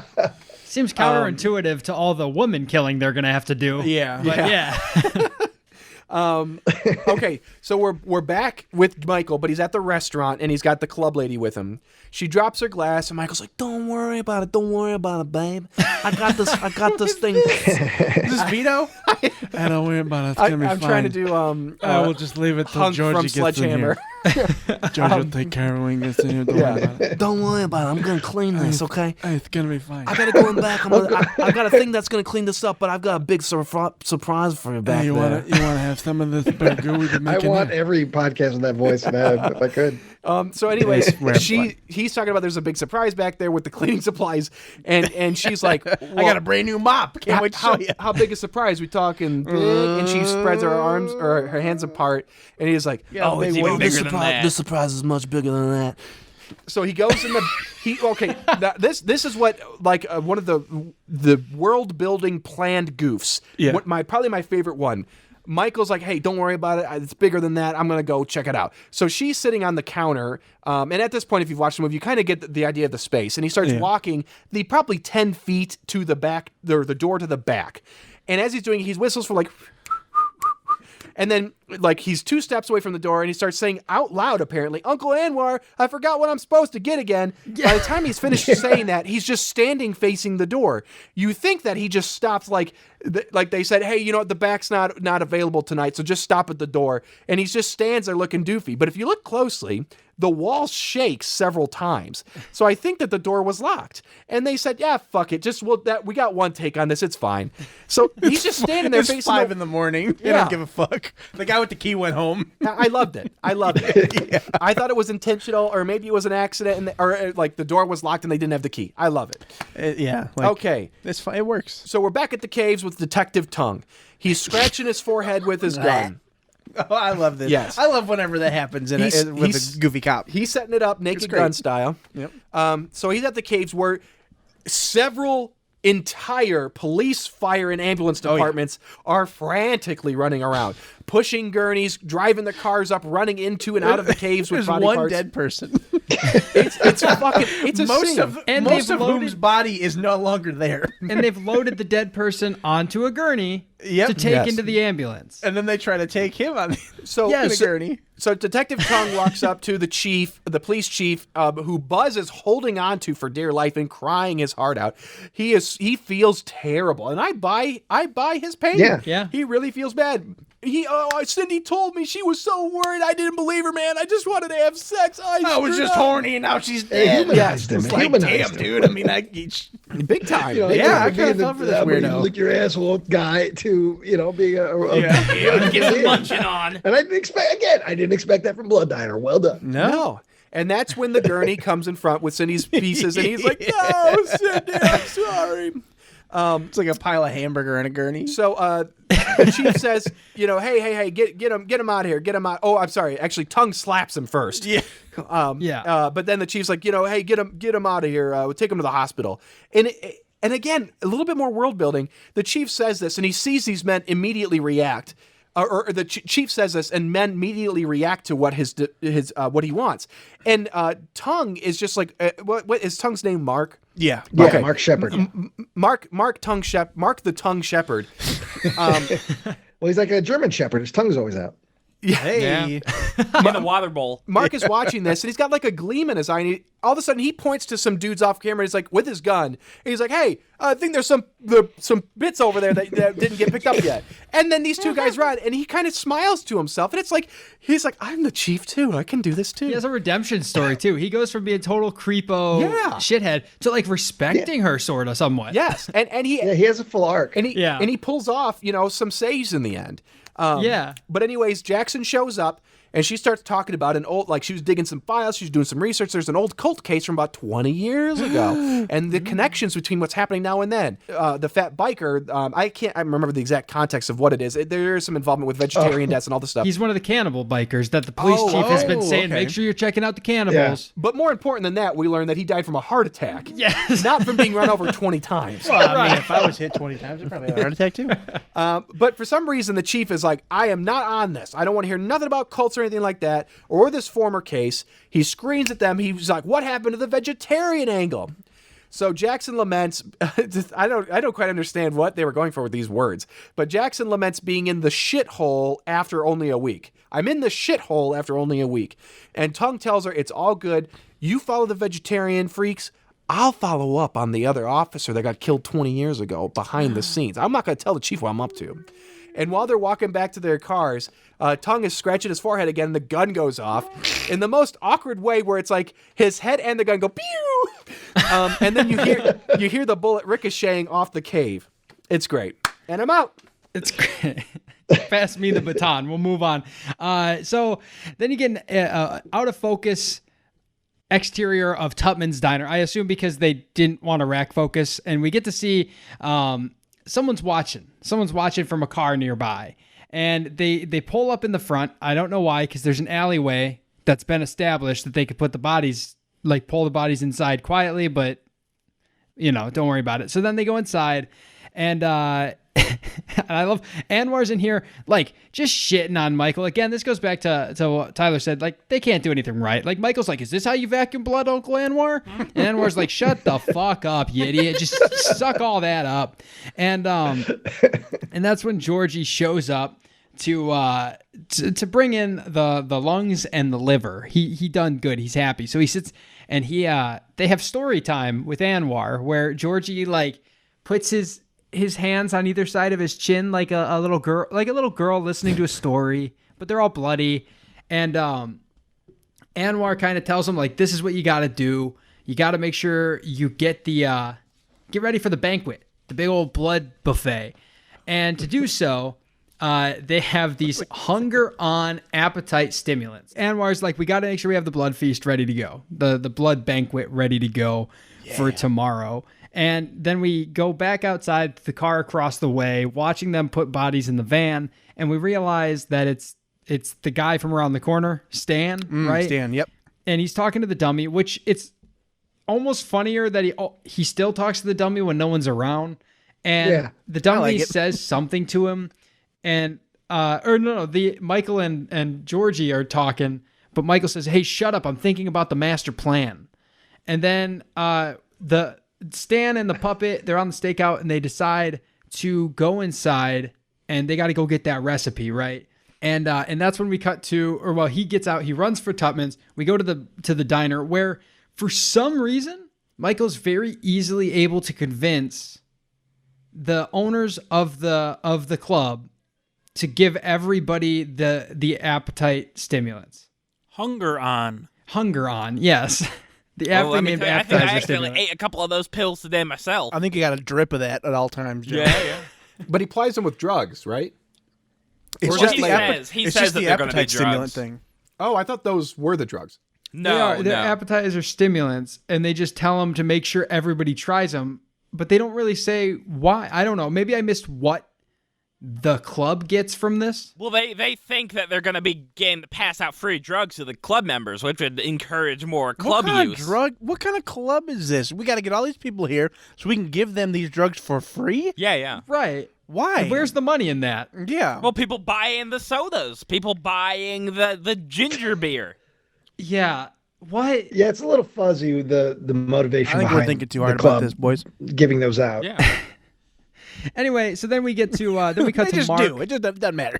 Yeah, they just agree to pass out the stimulants. Then we cut to Mark, and he's interviewing Ned Flanders from The Simpsons.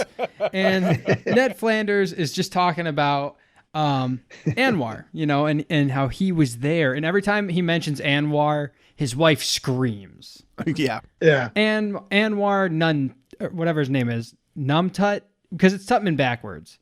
Yeah. Yeah. Anwar Namtut. Namtut. And every time he says that, she screams. He's like, all right. And he consoles her. And it happens, I think, 3 times. And we get do we get the flashback here? Yes. Yep. Yeah. Yeah. Which is at night. In the flashback, it's nighttime. Right. But earlier in the movie, it was like 5 o'clock. It was the middle of the day. He killed for another 4 hours, and then There was a really long standoff there. They that we were didn't actually see. yelling across the street, and he managed to get away. It was daylight savings time. All of a sudden, just That's boom, it. sun's gone. So he gets killed. The sprinklers come on. He apparently, before he died, whispered, "One day I'll be back for your little girl too," which they didn't know they were having a little girl at the time. So we never see Anwar say those things, but and then we see that the cop who killed Anwar, his daughter is Connie, the virgin. Yeah, it all ties together. It's wrestling time, right? It's time to finally see Georgie in action. He's been talking a big game. He's choked out Vitamin. He's thrown a bunch of people. we've seen his strength. We've seen his strength. Let's see if it translates to the mat. Let's see which if we he find can out. take a metal chair to the back of the head. Can he? Doesn't matter. I don't think that happens. But spoilers, he's not good at wrestling. He's not even a little bit good at wrestling. He's terrible. And he also goes by the name Luscious Lou the Lumerian.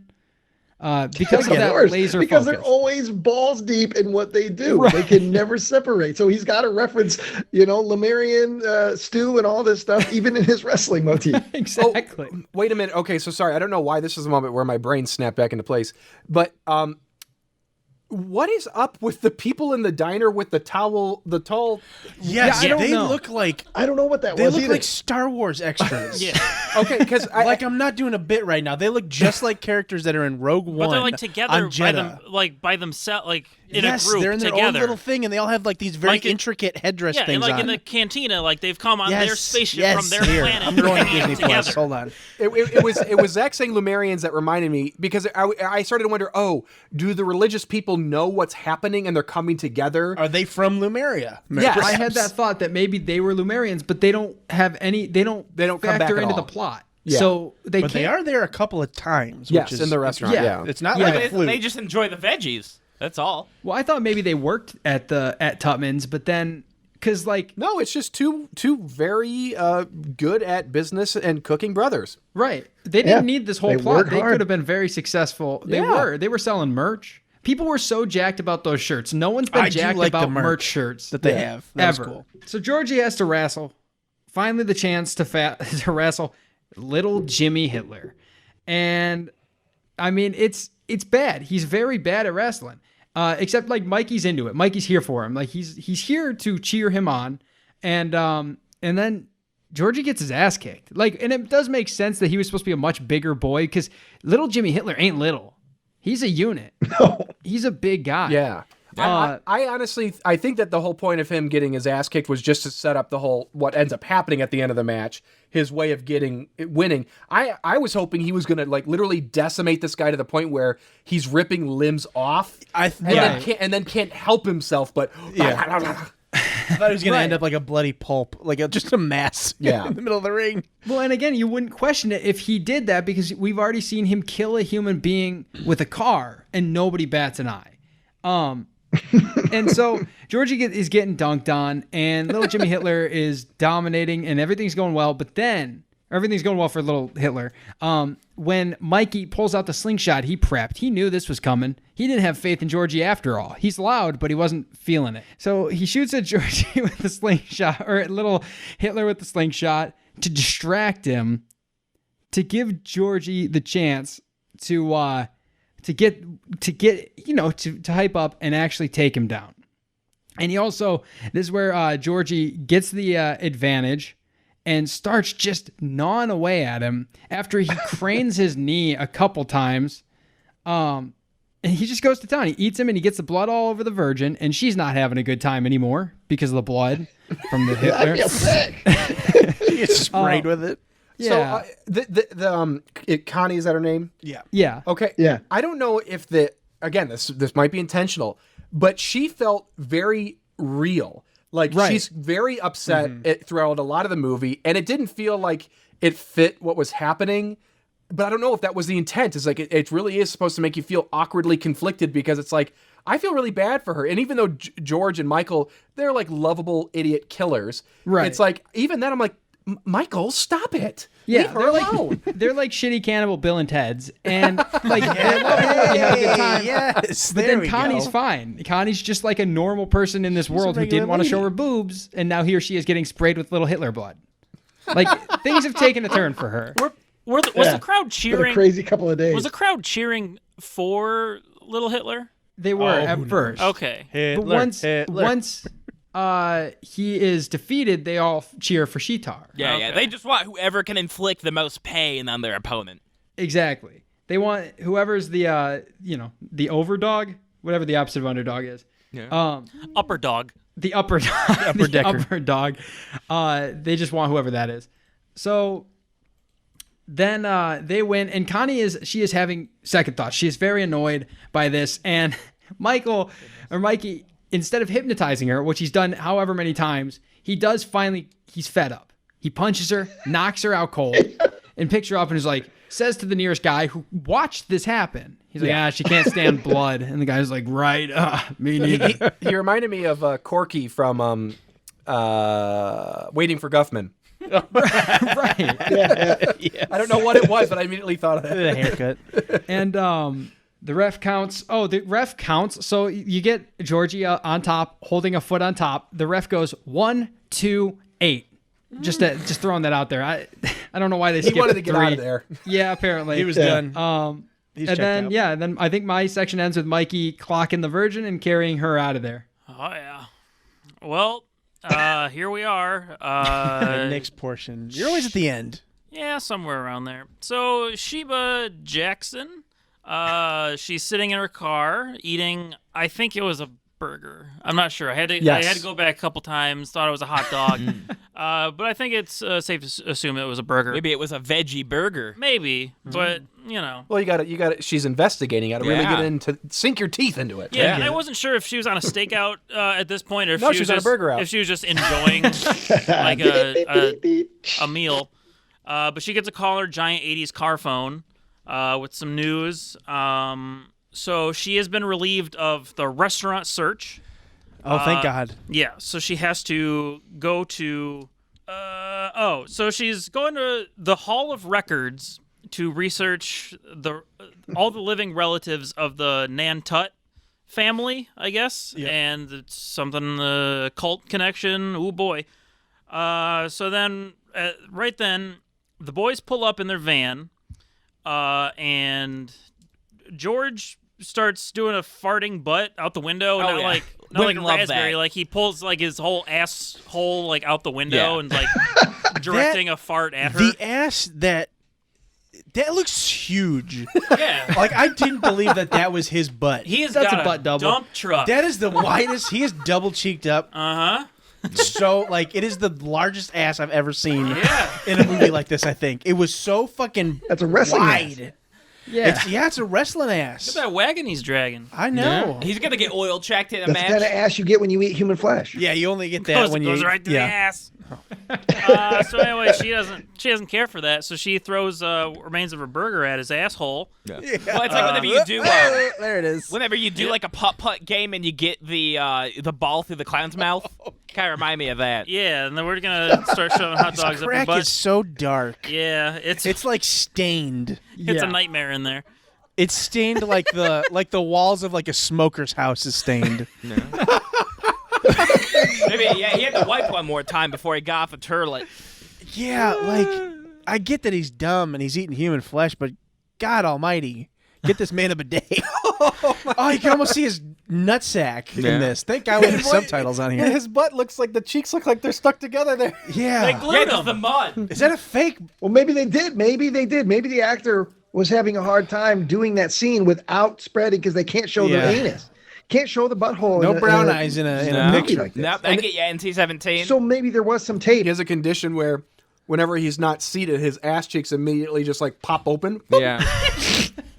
Anyway, so we're back at the cafe. The boys are bringing the poor, what's her name, girl? Connie. Connie. Connie. Bringing her into the back, and it's crunch time because the moon is about to be in Jupiter's path or some shit. And Sheetar will be hungry. Oh shit. So Michael starts reading some nonsense from a nonsense book. The Uncle Brain in the Jar, he's not saying anything. What's going on? He's not participating. Where is he? I wonder. Where's he at? He's gone. So they go to investigate, like, what could have happened. The lock on the door has been cut. Well, it got jimmied. Yep, Somebody and jimmied that lock. they deduce that it was Stan. Stan is the caper. And just at this point, as they're leaving, no. So Sheba comes in points her gun, and at George. Meanwhile, Michael comes in through the front door. He left an exit and breaks a vase on her head or something. Something breaks. Something silly like that. Yeah, Yeah. knocks her out. And then they hang her in the back. And I was hoping it. At first, I thought, oh God, did they do like a meat hook thing? But Yeah, I think thought she was like impaled on Yeah, that thing. nah, It looked nah. like it was just her belt was high. Yeah, just the Something? belt, and she's just hanging out, swinging. Sure. Strong belt. Yeah, no kidding. So we're over at Stan's, and Stan is wearing the biggest hat we've seen yet. And he's making, looks like a chowder or something. And he's trying to make the uncle's recipe, the brain in the jar uncle. He's there, and he's telling him what he needs to do.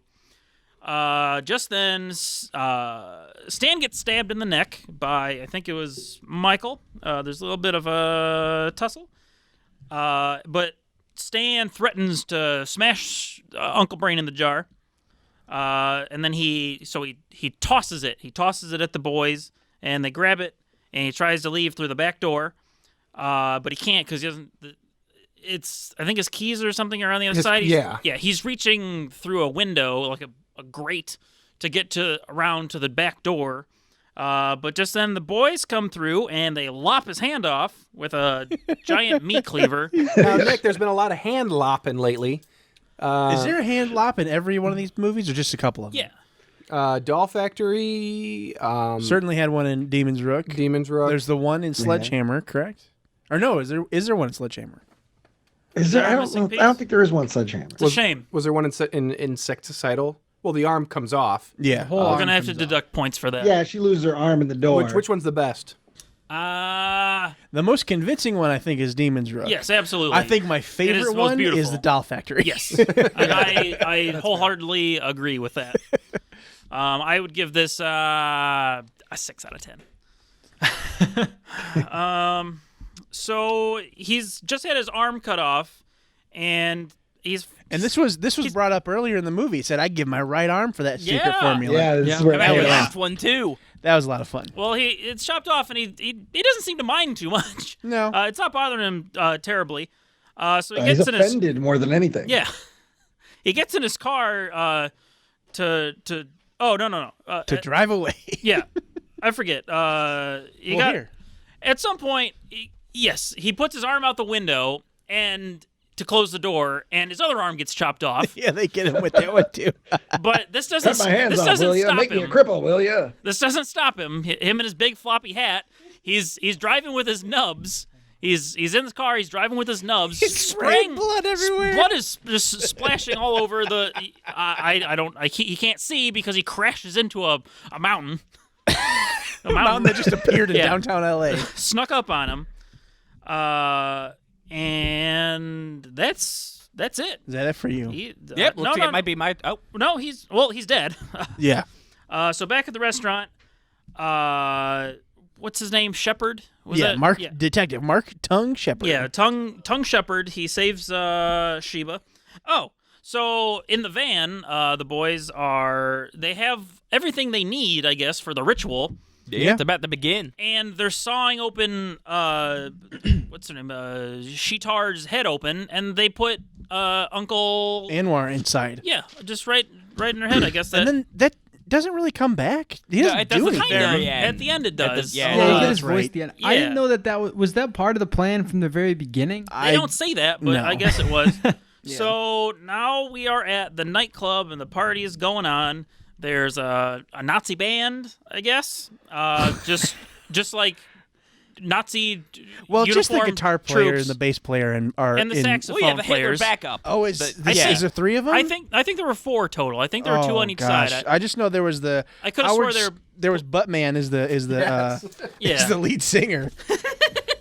I get it.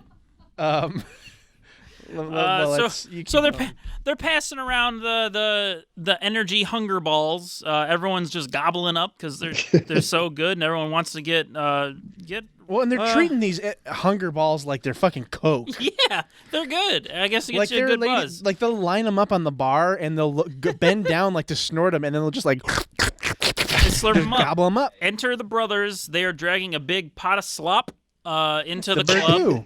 Yeah. And then they start to eat the slop, and a greaser turns green. And that's all I got. Yep. Take us home, Joe. All right. Oh boy. So the cops decide, okay, we are gonna go investigate this. They find the back entrance to Club Dread, and then they call for reinforcements. So while people are devouring the stew, and then the Hitler backup band is playing. Mike and George beg for Sheetar to awake, while the cop threatens to execute the bouncer in the street if he doesn't let her in. Oh, yeah. Yep. People begin to take bites out of each other as Sheetar awakens. The cop is able to interrupt the ritual as people are devouring each other. But then she's taken to the ground by one of the cannibals as Sheetar's stomach opens up like the Thing. Oh, this is moving awfly fast. I try to keep mine fast. Yeah, I try to keep mine. Nick was correct. There are 4 Hitler-clad members of this band. There are the two horn players. Looks like they have maybe a saxophone and trumpet, and then the bass and rhythm guitar player are all dressed up like Hitler for some reason. Yeah. Just to help our audience get caught up, we're going to spend the rest of the movie here in this club. Club Dread. And there's so much fucking shit going on here. And it's that bubble world thing where you've got the band with Buttman and the team and the Nazi team and the dancers and all that. It's like a 2-man horse. They're doing their own thing. The audience is doing their own thing. They're moshing and eating each other. And who knows what they're listening to? We have no idea, but they're having a good old time. And then we've got our boys, Georgie and Michael, doing their whole the ritual. The main ritual. Yeah. So it's like we can't even begin to explain the overload you'll get from this scene, this stimuli overload, where it's like, holy shit, I kill it. The audio, the visual, it's a mess. And in some ways, it's fun. In other ways, I just wish they had a big wide shot so I could see everything. They have a couple, but they don't hold on it for long enough. Like there's a shot of them pulling or like kind of escorting Connie through the crowd. And then they cut away, and then you see them. It looks like they try to do maybe one shot that follows them through the crowd up to the stage where the band is, and then up to their little secondary they stage. thought they were going to do the Goodfellas shot. Yeah. I wonder if they tried that and they saw it and they went, "Oh fuck, this looks like garbage." They predated that. Yeah. It was Scorsese saw that and got the idea. He was like, "Oh, yeah." Yeah, Scorsese was just watching I watched his picture, Blood Diner. Yeah. I don't know what it sounds like. A little bit. We're gonna watch this film, The Blood Diner. Listen. Yeah, we're gonna watch this film. It's Halloween spooky season. We're gonna watch this on the day of my daughter's wedding. On the day of my No, daughter's it's not like funeral. The Godfather. That's good. All right, Joe. All right, so basically, Connie wakes up and she's kind of like begging with her eyes, like, "Please don't stab me, bro." Yeah. Well, and he's got a manual. Yeah. It looks like a library book. Yeah, and he's got like a big like dagger, like a scimitar. I don't know what you would call it. It looks kind of like a scimitar. It's like this weird bent knife. A I don't know what kukri. it's called. It's Lumerian, I believe. I think it's a kukri. Kukri, I think. Starts with a K, I think. Yeah, it's a kukri. Kaiser blade. Kukri. Say it again, Zach. Kukri. Kukri.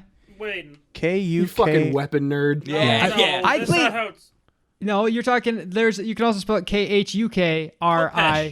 Kopesh, Nick says. Well, I don't think so. Look up Kukri. I play Dungeons and Dragons. Yeah, I think it's a Well, fucking so knife. do I. You fucking nerds. It's like one of them elf knives that Elrond has. Or not Elrond, Legolas. An elvish blade. Margle blade? I don't know if that's the same one, Nick. The wound will never heal. I don't know. It's Kinsfoil. Yeah, I'll suck the poison out of you, Frodo. I'm Samwise. That famous line. Yeah, I remember that. Yep. All right, Nick. Yeah. What's next? No, Or not I'm Nick. up. I'm up. No, I want Nick to do it now. Okay. No, I'm just teasing.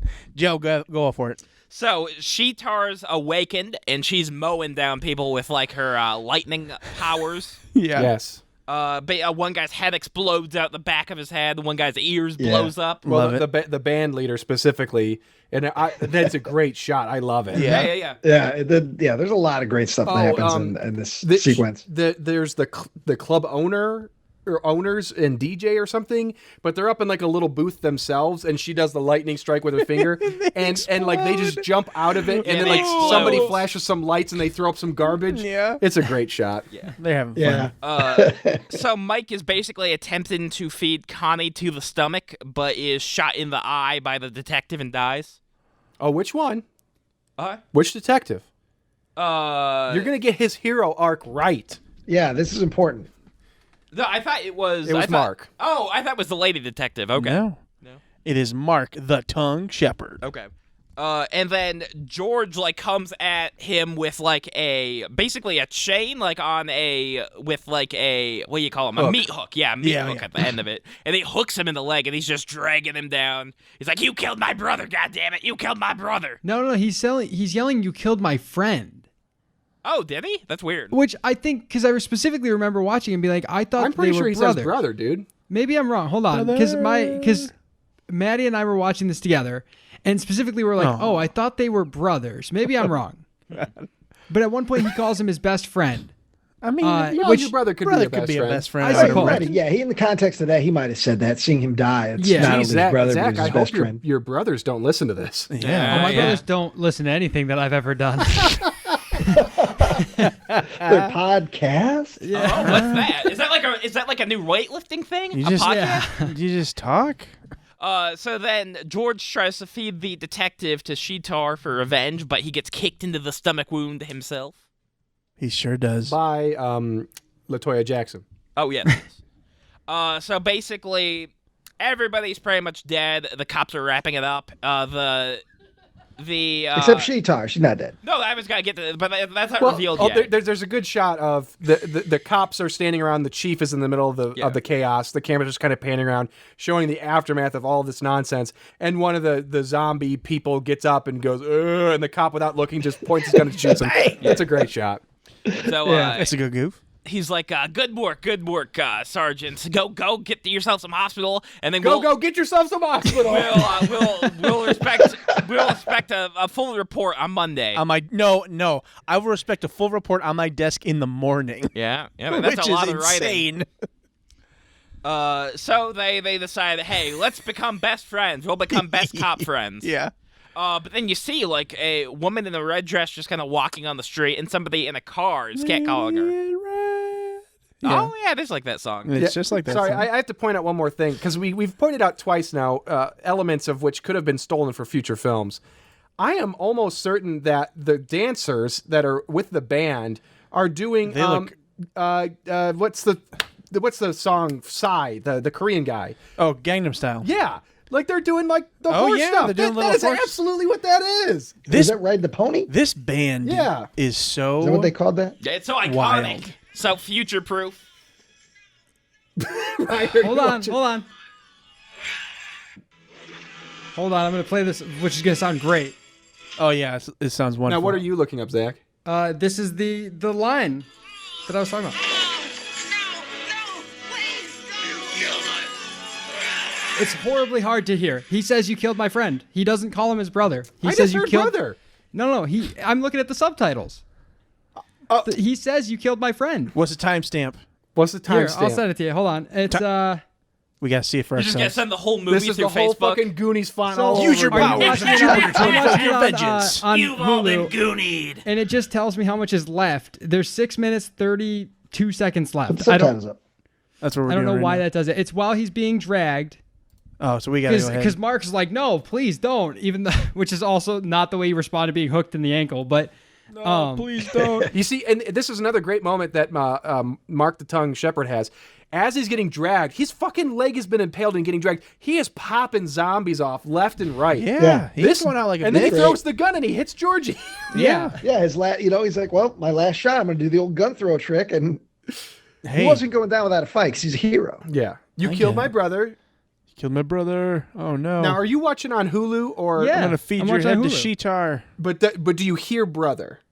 No, I hear friend. All right, boys. Either way, I'm popping into the nominations list, and I'm about to nominate this for puzzling plot. Silliest subtitle. Well, that works. Yeah, Put it in. Because I mean, it's a good character moment. If he did yell "my friend" Yeah. as opposed to brother, Yeah. That's an extra that layer. adds a dynamic Or of even- emotion. hey, even closer. I don't hate Friend, that brother, could be the business line, partner. Zach. I just hate that you brought it up. I hate that it caught my attention because I always watch with subtitles just because, like, that way I don't We miss got shit mumble because mouth sometimes movies here. I get it. Well, in some of the movies we've watched, the sound design hasn't been terrific. Like this one? you don't like say. this one. Well, this one has the opposite, where everything is so incredibly clear Right. most of the time. All right, Joe, take us out. Yes.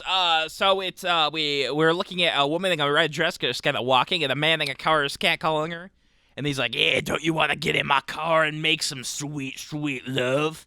But then it pans up and reveals the woman's face, and then in Animar's voice, he's like, "Yeah, I'll make some love to you, all right." And then the movie ends. It's close enough. Yeah. And he's got he's she's got got the the sharp, nasty teeth.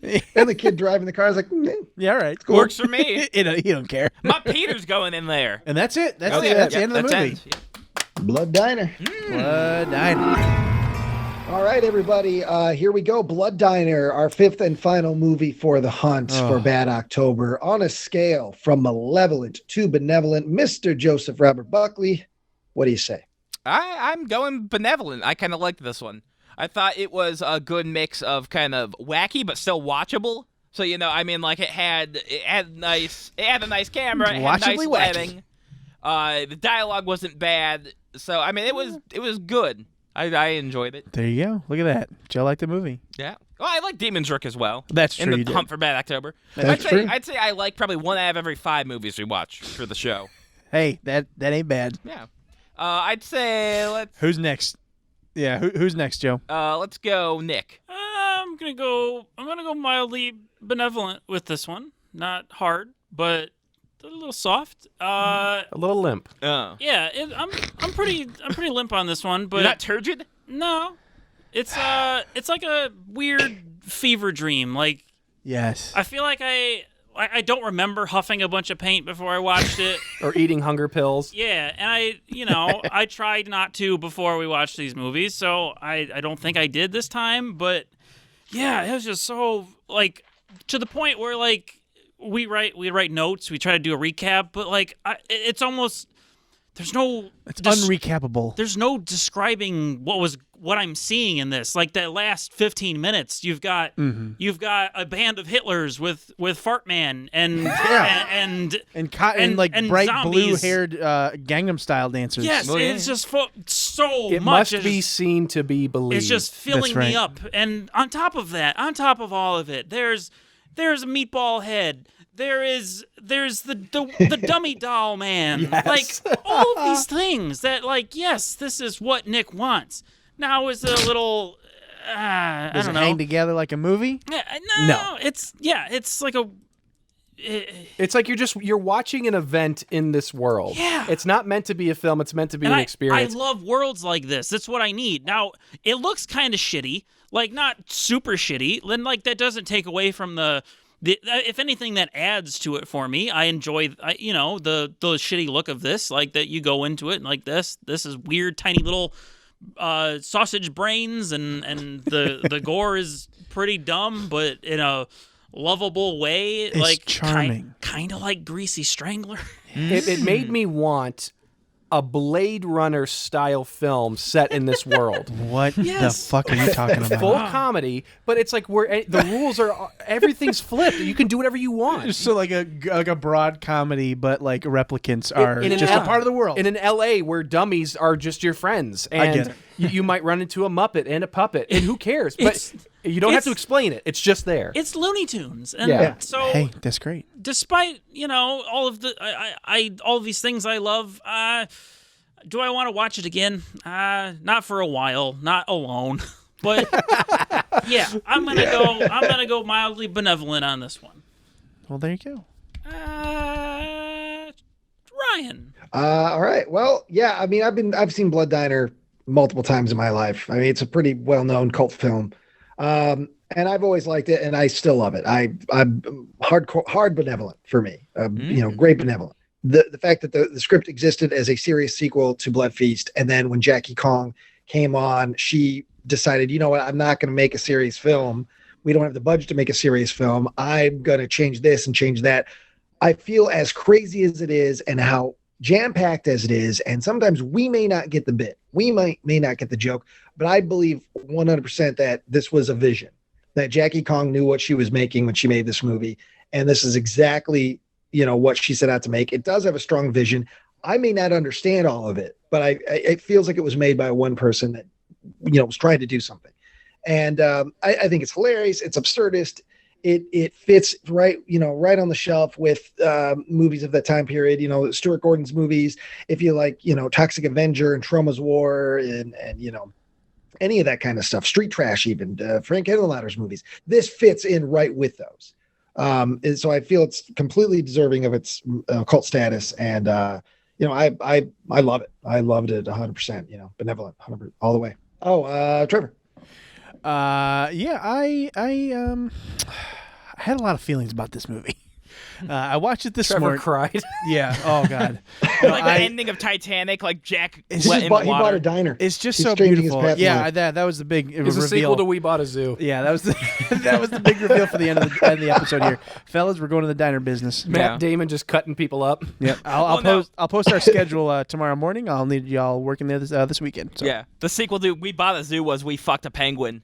I did the joke already. Yeah, we already got one slap out of that. Yeah, but but I you didn't was say about to- I wanted fuck to do a yet. second joke. You didn't I say get it. fuck in Yeah, your it joke. wasn't sexual. So it wasn't good yeah, enough. it needs for a double Joe. decker on it. Okay. So anyway, listen, folks, Blood Diner. I watched it this morning. I drank a lot of coffee because I got up this morning. I think about 8:00. I started this fucker at about 8:15. So I began my day with this movie, and I wish I didn't. Because all day I've been in this weird funk, and hey, you know what? I had a good time with this movie. Everything has pretty much already been said about it. It's not, by no means, is this unwatchable or bad or malevolent in any way. I think I'm definitely benevolent on this. I'd say about just peeking over. For me, it is very campy. It's very goofy, very silly. I like a lot of that, but also the weird ADR is enjoyable and is funny, but after it keeps going, it just sort of became irritating after a while. This is another movie I think that if you get a group of friends together, by all means, put this on that list of movies you guys would cycle through. Because this is just, it's very silly. Any kind of silly movie like this, like obviously like this one or Doll Factory or Insecticidal even, these very silly horror comedies, I love them. I can't get enough of them. And I feel like this is the kind of movie that we're looking for on this show. It's not my favorite movie we've watched on this show, but it's definitely up there. I'd say it's in the top half of the movies we watch on the show, certainly. I like all the weird characters. I want to know what happened to Valentino, the puppet man. I want to know what happened to Vitamin C. He just kind of disappeared. No, Valentino, that's so sad. He's just stuck in that car. There's just a puppet all by itself. With nobody. Just watching the diner. That's it. And what happened to Horatio? Oh, they should add a post-credit sequence where, like, some kid finds it in an alley, and he picks it up, and he's like, "What's this?" And all of a sudden, the little kid starts going, "Hey, how you doing? I'm Valentino." Hey there. And that little boy was Ryan. Yeah, well, Ryan Matthews. That's a cool doll. So yeah, That was a cool doll, smoking and everything. Yeah, so definitely a benevolent movie. Like I said, just tiptoeing over the line to benevolent. So I know Tyler has kind of a prepared statement. I understand. So Zach, let's go. He just pulled out a parchment and unrolled it. Yeah, let's throw it to Zach, and then we'll finish up with Tyler. This movie, I don't know if maybe it hit me at the right time. I really enjoyed Blood Diner. It's so incompetent it's so competent in its incompetence that it's deliberate, and something about it's impressive. Like the scope of it for the price and everything like that. I understand why it's like Ryan knew what it was when Joe mentioned it last week. Like that Ryan had watched this before, and it makes sense that this has a cult following because it's dumb in every possible way, but in calculated ways. Like Tyler said earlier, it feels like the acting is bad on purpose at some points. And that there's a lot that goes into it, that it's so heavy-handed in its delivery of everything that, I don't know, I just got lost in it. I couldn't think too much about this one. I had a lot of fun with it, and I would watch it again if I just wanted something on while I was drawing or something, while I'm just fucking around. I would put on Blood Diner because it's just fun and goofy and doesn't take itself too seriously. And there's a naked woman doing karate for some reason, and she gets eliminated by a stalactite for some reason. Like everything lacks reason, but nothing lacks purpose. And for that reason, I got to put it as a benevolent movie. I very much enjoy it. I hate that we like Joe's movie so much. I do too. I'm furious that Joe Makes me picked a mad. good movie. Well, that's the thing. He picked a good movie. He didn't pick a bad movie. Well, So, I thought I had the same thought because he I picked looked a at cult classic. Well, no, I I looked picked at a good IMDb. bad movie. I looked at IMDb, and all of our don't movies think have it's bad. had less than 500 or 600 reviews, and Joe's has over 4,000. And I was like, oh, Yeah. okay. So this is like, This isn't really obscure. right. Yeah. All right, so it's Tyler's time. He's fiddling with his speech here. He was preparing this when I shut up today, so I'm My very fellow curious. Americans. Yeah. I come to you at a time of uncertainty. Esteemed gentlemen Oh, that's us. of the Hunt for Bad October, I come before you a conflicted man. Oh no. Blood Diner is a wonderful film. It made me laugh. It turned me onto the fascinating career of director Jackie Kong, but most importantly, it contributed to my arsenal of recommendable horror comedy watches. But alas, I am still a conflicted man. For as I watched Blood Diner, the blood began to rush from my face as I realized that I cannot, in good conscience, give this film the credit it deserves. In my eyes, The Hunt for Bad October is about finding still mostly uncovered movie gems. Gems that are first and foremost touched by the horror genre, but also films that have the potential to be so bad that they are good. And this is where my conflict comes from. Blood Diner is a well-made and mostly well-executed film. Perceived flaws seem intentional, almost meticulously planned. There is so much to love, but none of it seems to come from incompetence or charm from filmmakers in over their heads.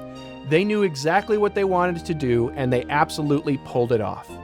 And that is the core of my conflict. I do not believe Blood Diner truly represents the intent of The Hunt for Bad October. Joe has not broken nor bent any rules. He possibly even chose the best film available considering his keywords. Regardless, I still feel in my blood-filled heart of hearts that Blood Diner is too good to be amongst classics such as Insecticidal, Sledgehammer, Doll Factory, and The Demon's Rook. Therefore, I must cast my vote as Malevolent. If this were any other episode of Malevolent Movies or just a classic movie night with friends, I would absolutely go full-blown benevolent. But I feel compelled to take this position on principle, and again, cast my final vote that Blood Diner, as a Hunt for Bad October film, is Malevolent. Thank you for your time. Ooh, damn. Well played. Well said. Powerful words. That's gonna be in a book someday. Well, I mean, everybody's got their own opinion, so that's completely fine. Yeah. That's fair. You know Kind of what? sounds like all of us have a very similar opinion. Tyler hit it right on the head. This is not. Yeah, this is not. This wouldn't go on anyone's list. No, I mean, of bad this is movies. still extremely obscure to anyone who's not. I mean, who doesn't I wouldn't say breathe extremely, 80s with horror. thousands of reviews on IMDb alone. It was recommended to Trevor on Hulu the night you picked it. Yeah. It was one. On the main, Joe, it and was not, one. and not. I didn't go to like Huluween or the horror section. That was my main page, my dude. Yeah. And Joe, to put into business context, when Lionsgate opened up their Vestron Video Blu-ray boutique label just a couple of years ago, they picked two titles, two of the most requested titles in their stable to launch their label. The first one was Chopping Mall, which everybody, in the horror genre loves that fucking movie. And the other one was Blood Diner.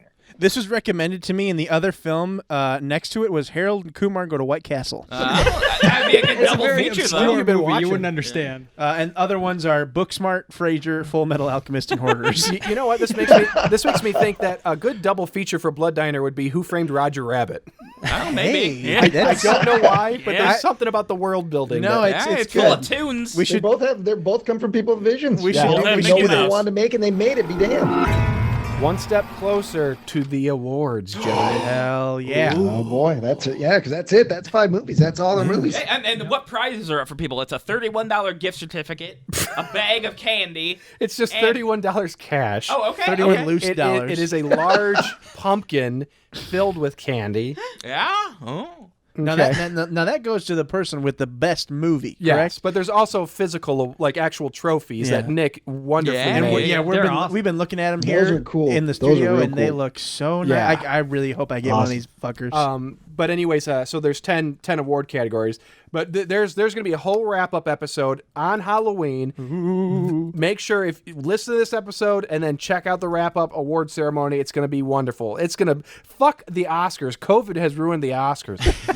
We've got Billy Crystal. We've got David Letterman. We've got Whoopi. And We got Whoopi. they all said no. But Yeah. we're all going to be there. Well, Scoob is going to be making a surprise appearance. Sean probably won't be there.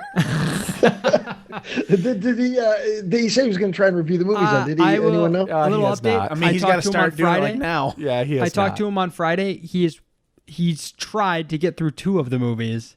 Things aren't looking good. Do we vote on stuff? We collected nominations for 5 categories. The 5 categories being quotable quip, greatest gross out, puzzling plot, fan favorite character, and kick-ass kill.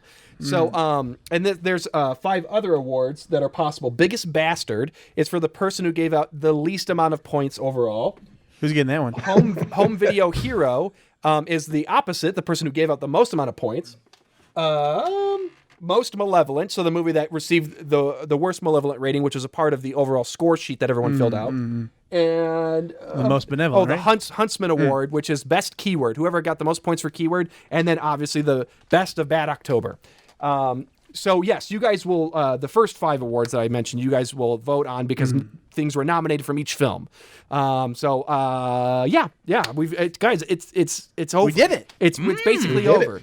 The cards have been played. Yeah. I hope you feel good. First annual.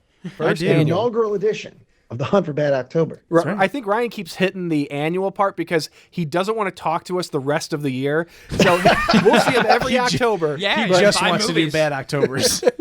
I just like it was, it was a project. It was a fun project for the month of October, and with the keywords and and I enjoyed thinking of titles and going through things, and I enjoyed the hunt in the title for it, and then also seeing what everyone else pulled out. So Yeah. I do hope it's something and maybe that we can do continues. this. We can do this again. Not as the most prestigious time of year is October with Halloween, but maybe we could do one for Christmas themed movies. Summer slashers. Yeah, summer slashers. Thanks for tuning in. Make sure to check out the rest of the Hunt for Bad October episodes before watching the awards ceremony. Yes. The wrap-up episode, which is going to be video-based, with the gang's getting dressed up. It's going to be a big thing. But make sure to like and subscribe. Malevolent Movies, The Man with No Brain, the 2 podcasts. Check out the video episodes, Benevolent Buckley. But most importantly, watch those Bad October episodes or listen to them, and then tune in this Halloween in like a week, in less than a week. There's going to be a video episode that I'm going to have to edit. It's going to be there, I promise. Check it out. It better be. Good night, folks. I don't know what we do now. Just see you later. God damn son of a bitch. What'd I miss? Anything?